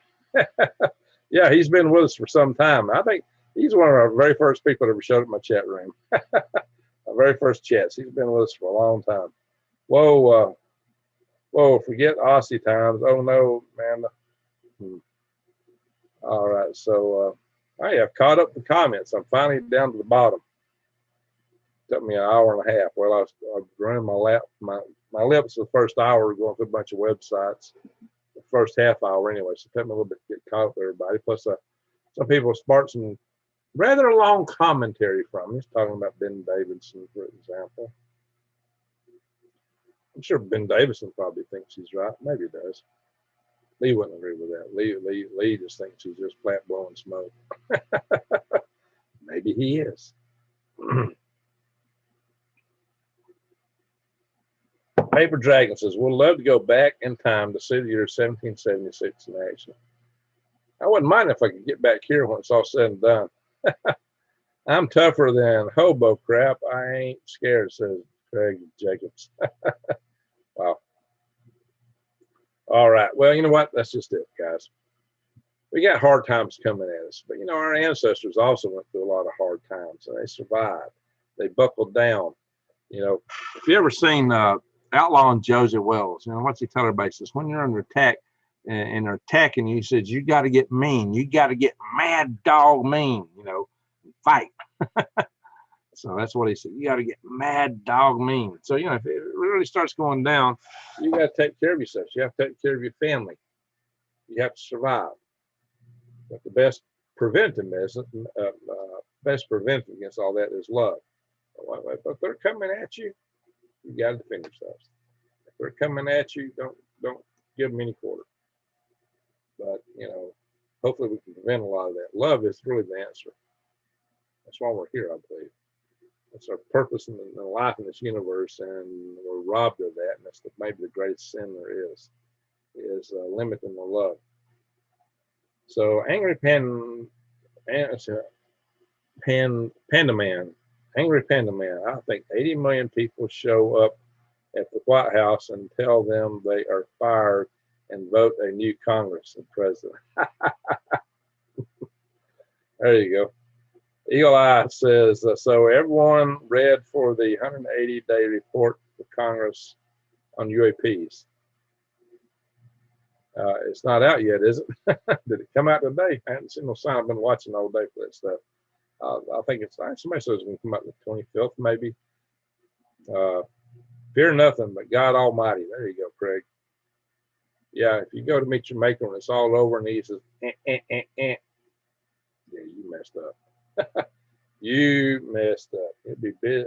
I don't use that kind of language there, Jacob. What? Yeah, want somebody beat me to it. Yeah, don't use the F word on my channel at all. No F words, guys. Not unless it's Ford.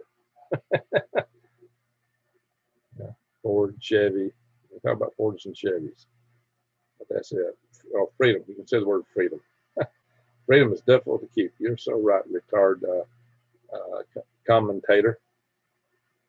So, Paper Jay says, I looked up mine on Ancestry and it went way back. Now I get why I'm salty.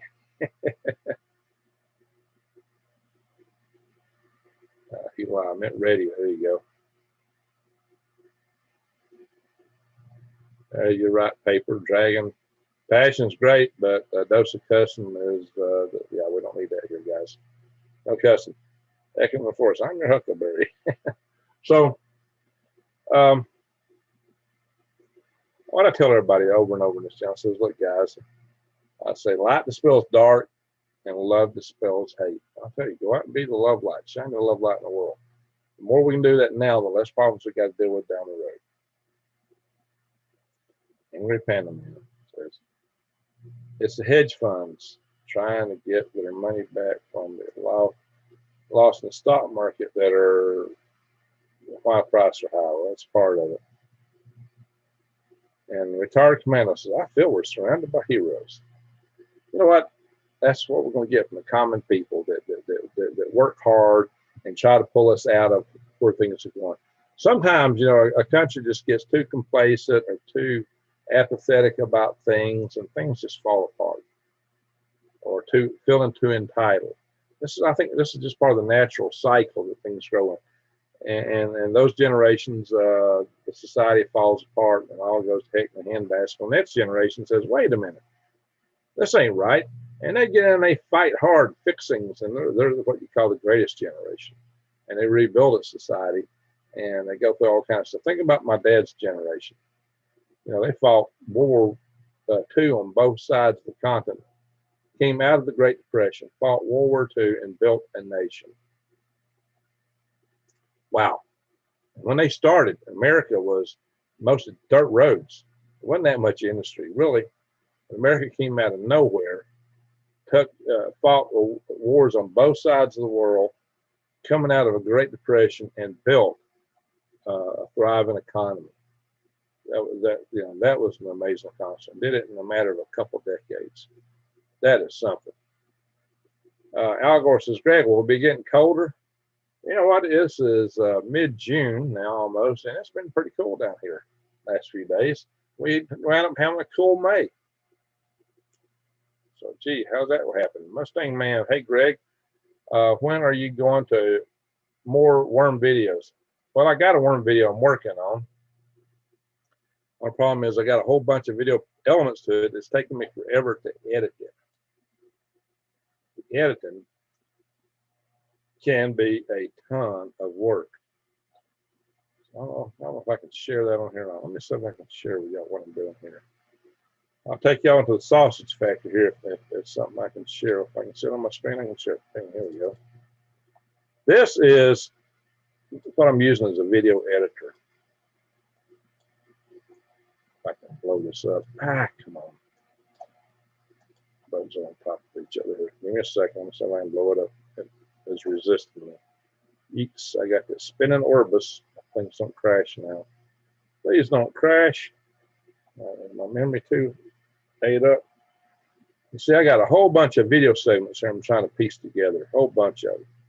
And it just takes time to do this. It takes a lot of time. And some of them I want to trim a lot of stuff out because this is going to be a long, long video. Something's crashing. I'm seeing things moving downstairs. Oops. There we go. That's getting big. So, yeah. Come on. It's not giving me full control here yet. Let's see, I don't have the cursor that I can use. There we go. So, you can see I got a whole lot of video pieces in here that I'm trying to pack into this video. And a few of them are pictures. That's a picture, it's not a video. Yeah, you might know, sometimes I like to show a little drumming. Some birds. This is the sausage, guys. This is the sausage. Now, can I actually play a video from it? I think if I hit it in here, it's going to play over there. So, this is the actual, some of my drumming. That top of that shelf was my actual drum. So if YouTube ever tries to demonetize me on the basis of, oh, you did a copyright still, really, I'm beating on the darn shelf with my hands. Come on, guys. I'm expecting that one day. Or my desktop. One of them I'm actually beating on my desktop. So that's the drumming you hear. There's my Sphinx, the Sphinx of the worm bed. So stop this share. This is taking me some time to edit this. Sometimes it just takes a lot of time to edit a video. And when I'm editing that video, I can't be editing other videos. So it kind of knocks me out of editing shorter videos once I pick up the edit. I wanted to get that one posted today. I want to have like a Worm Wednesday. But I wanted to put that video up next. But there's so many different pieces to it. It's just taking a lot of time to produce that video. And that is most unfortunate. Let's see, let me go back to the chat room. Takes a lot of time to do some of that. Give me a second, guys. I'm going to minimize that window again. Then let me take up my whole screen. Close her down. Come back in here and see what's been said. Now behind my chats a little bit.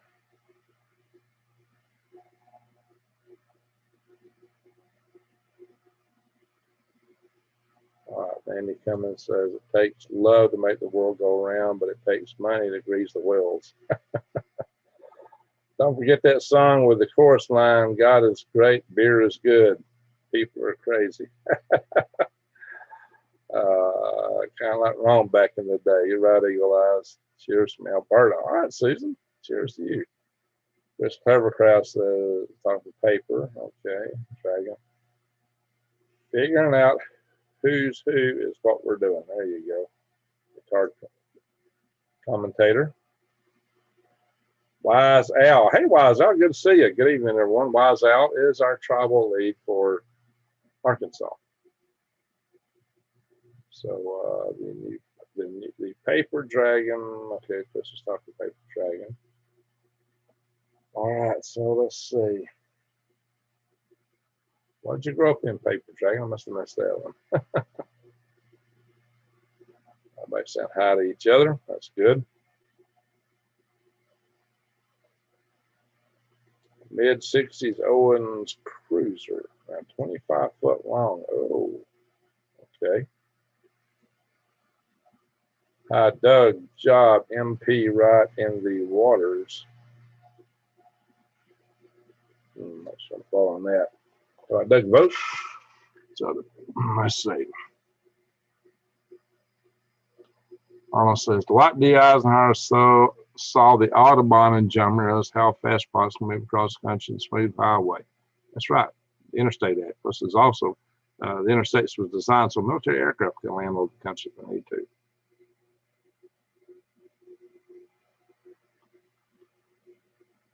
All right. Henry Panda Man says, my great-great-grandfather was a founding father of Kingston, Iowa. After World War I, then my great-grandfather fought in World War II, was over Germany, Korea. My great-grandfather fought in World War II. Wow, we must be a little younger than me. My dad was in World War II. Michael says, I need worms, don't we all? Got worms? Yeah, I got a few, but not enough to sell just yet. I had something go south on me there. Before they surrendered, so he didn't have to go to Japan. That's right. That's what my dad talked about there. Angry Panda Man. Help, my indoor strawberry plant is dying. Uh-oh, Michael. Well, it could be a lot of things. It might have mold too. That's one big strawberry problem. Yeah, it's all right. So, I may have my coffee here.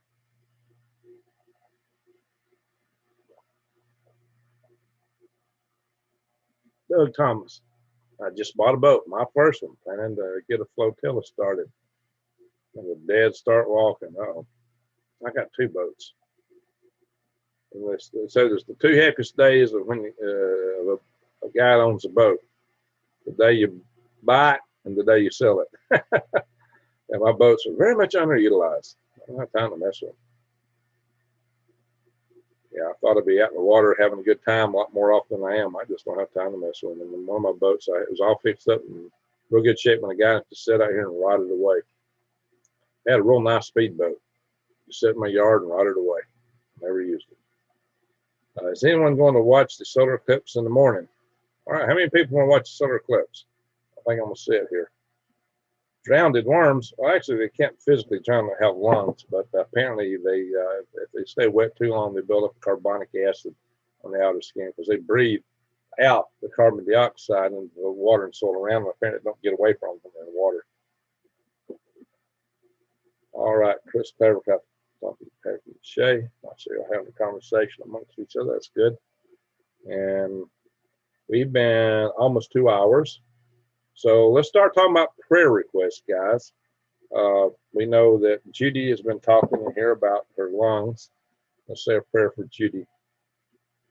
Randy Bly of the Blue Bottle Bunny Farm is a real negative diagnosis for cancer, so let's pray for him. My oldest brother, it's got prostate cancer. His name is Jimmy. He's also a preacher. Let's pray for Jimmy.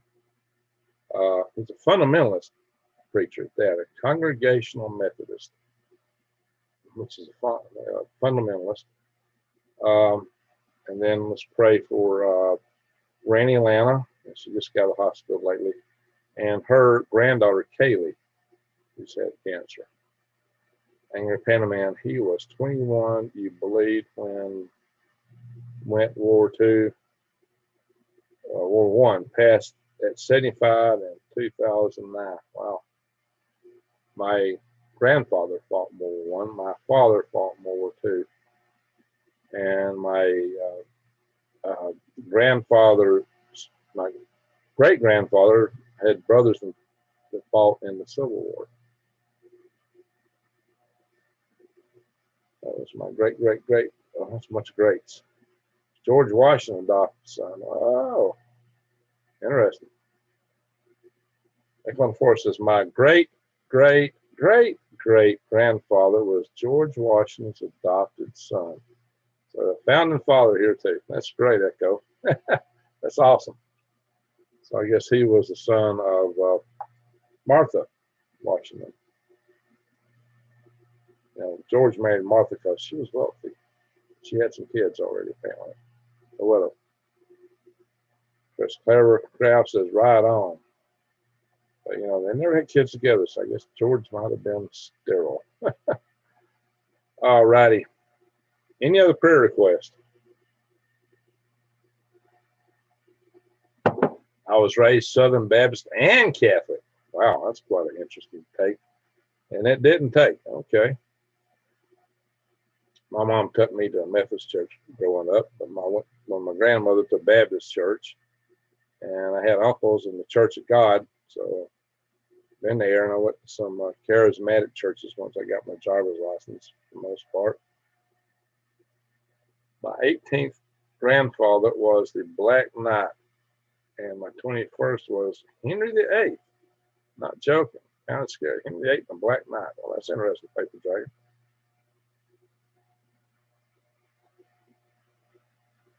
Let's start with this. So you know that book you've been writing, Brian. Oh, Stu from the Family Guy. There we go. Hey, my next door neighbor across the street, he looks just like the Family Guy. Sounds like him, but even his chin is kind of a double chin. A nice guy, real nice guy. No, we don't have a son named Stewie. His son's actually a preacher. Arnold Smith. And folks don't get to pray for Rocket Man. Okay, well, thank you. Thank you. Thank you. Prayers in the petition I'm writing is convincing, please. Prayers that the petition I'm writing is convincing. Okay, what are you writing the petition for there? Michael S. Stewie. And we're about to do our prayer, guys. Martha's son married back into George's family. So his sister's chilling. Wow. I have a direct ancestor who was the #1 primary coach driver for Queen Elizabeth I, and another one actually ran the Tower of London. So, and that's from the Benefield or Bedingfield, or what you want to call them, side of the family, which is my mother's dad. On mother's side of the family were Stuarts. And the rumor were that they were related to King James Stuart. And some claim that they came to America because they were too close to the crown. I don't know if there's anything to that or not. Chris Clever, Stewie's voice in my text alert that says, "Who's texting me?" Pretty funny when you turn it. There you go. That would be funny. Stewie, stop correcting me. Autocorrect. Yeah, Stewie voice. That is something. Oh. All righty. Well, anybody like Norman Rockwell? I got my Norman Rockwell cup here.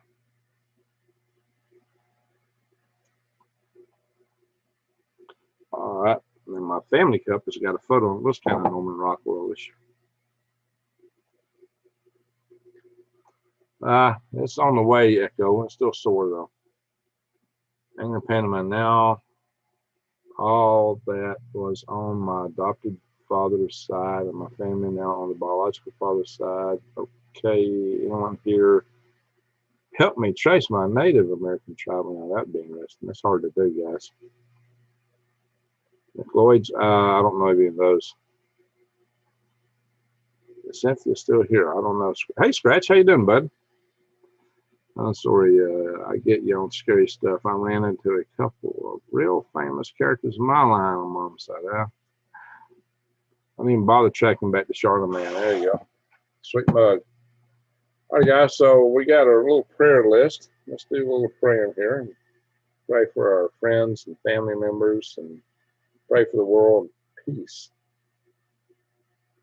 So, tell a story. I get you on the scary stuff. I ran into a couple of real famous. Oh, y'all read that. So, all right, let's do a little peace prayer and pray for all the people we mentioned, and we will come back and ask everybody what state they're from, just a nation, state. That's what people say on that. 67 Myers. How's it going, brother? Are you the Mike Myers from Wayne's World? All right. Good to see you, Mike. So let's do a quick little prayer, guys. Everybody pray according to whatever faith you have. So this is not a religious channel. I just believe in the power of prayer.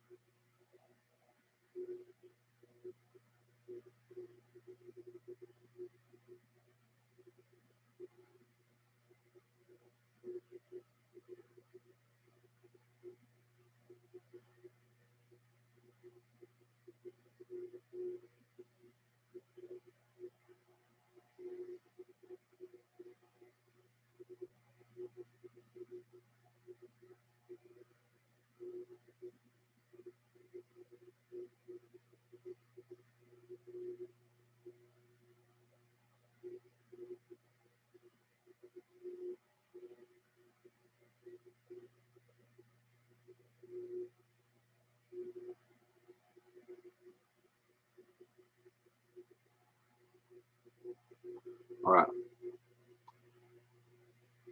Planetary, great. Well, thank you, Madam Gross. Appreciate that. Scratch, just watch 11-year-old video that has me a bit stunned. Oh, yeah, what is that video? Black Knight was a Stewart. Yeah, I got Stewart blood in me veins. Spelled that way, too. Sometimes you don't want to know. My grandmother needs some prayers. She was 83, been through a lot. If you haven't prayed for it hits the fans, grandmother, remember that tonight, guys. And we're going to say President K, Mike Myers, and for our country. Amen to that. Pray for healing. There you go. Pray for Dragon. God bless, said Mike Myers. Okay, everybody, where are you from? Let's get a quick rundown. We just lost one in the chat room here. So let's do a quick, where are we from? I'm from Alabama. Heading to Georgia. Tony, Alabama. North Alabama. Almost Tennessee. Heading north, I said Georgia. Heading to Arizona. So hopefully this summer. Hopefully the fires will die down so I can breathe when I go out there. Okay, not sure I want to put it on people. It might be too much for some. Oh. Scratches over a hole up Stonehenge. See, it was a good artist, didn't get any credit. Oh, who was that?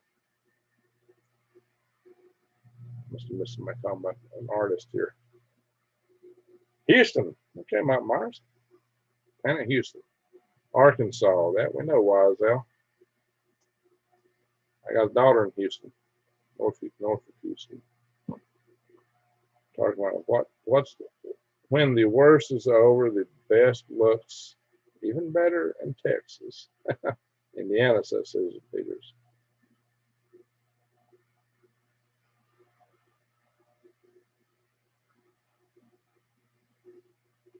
Sort of strange sound. Piney Woods, Texas. Kind of a whistling sound. Right. Oregon, Arkansas.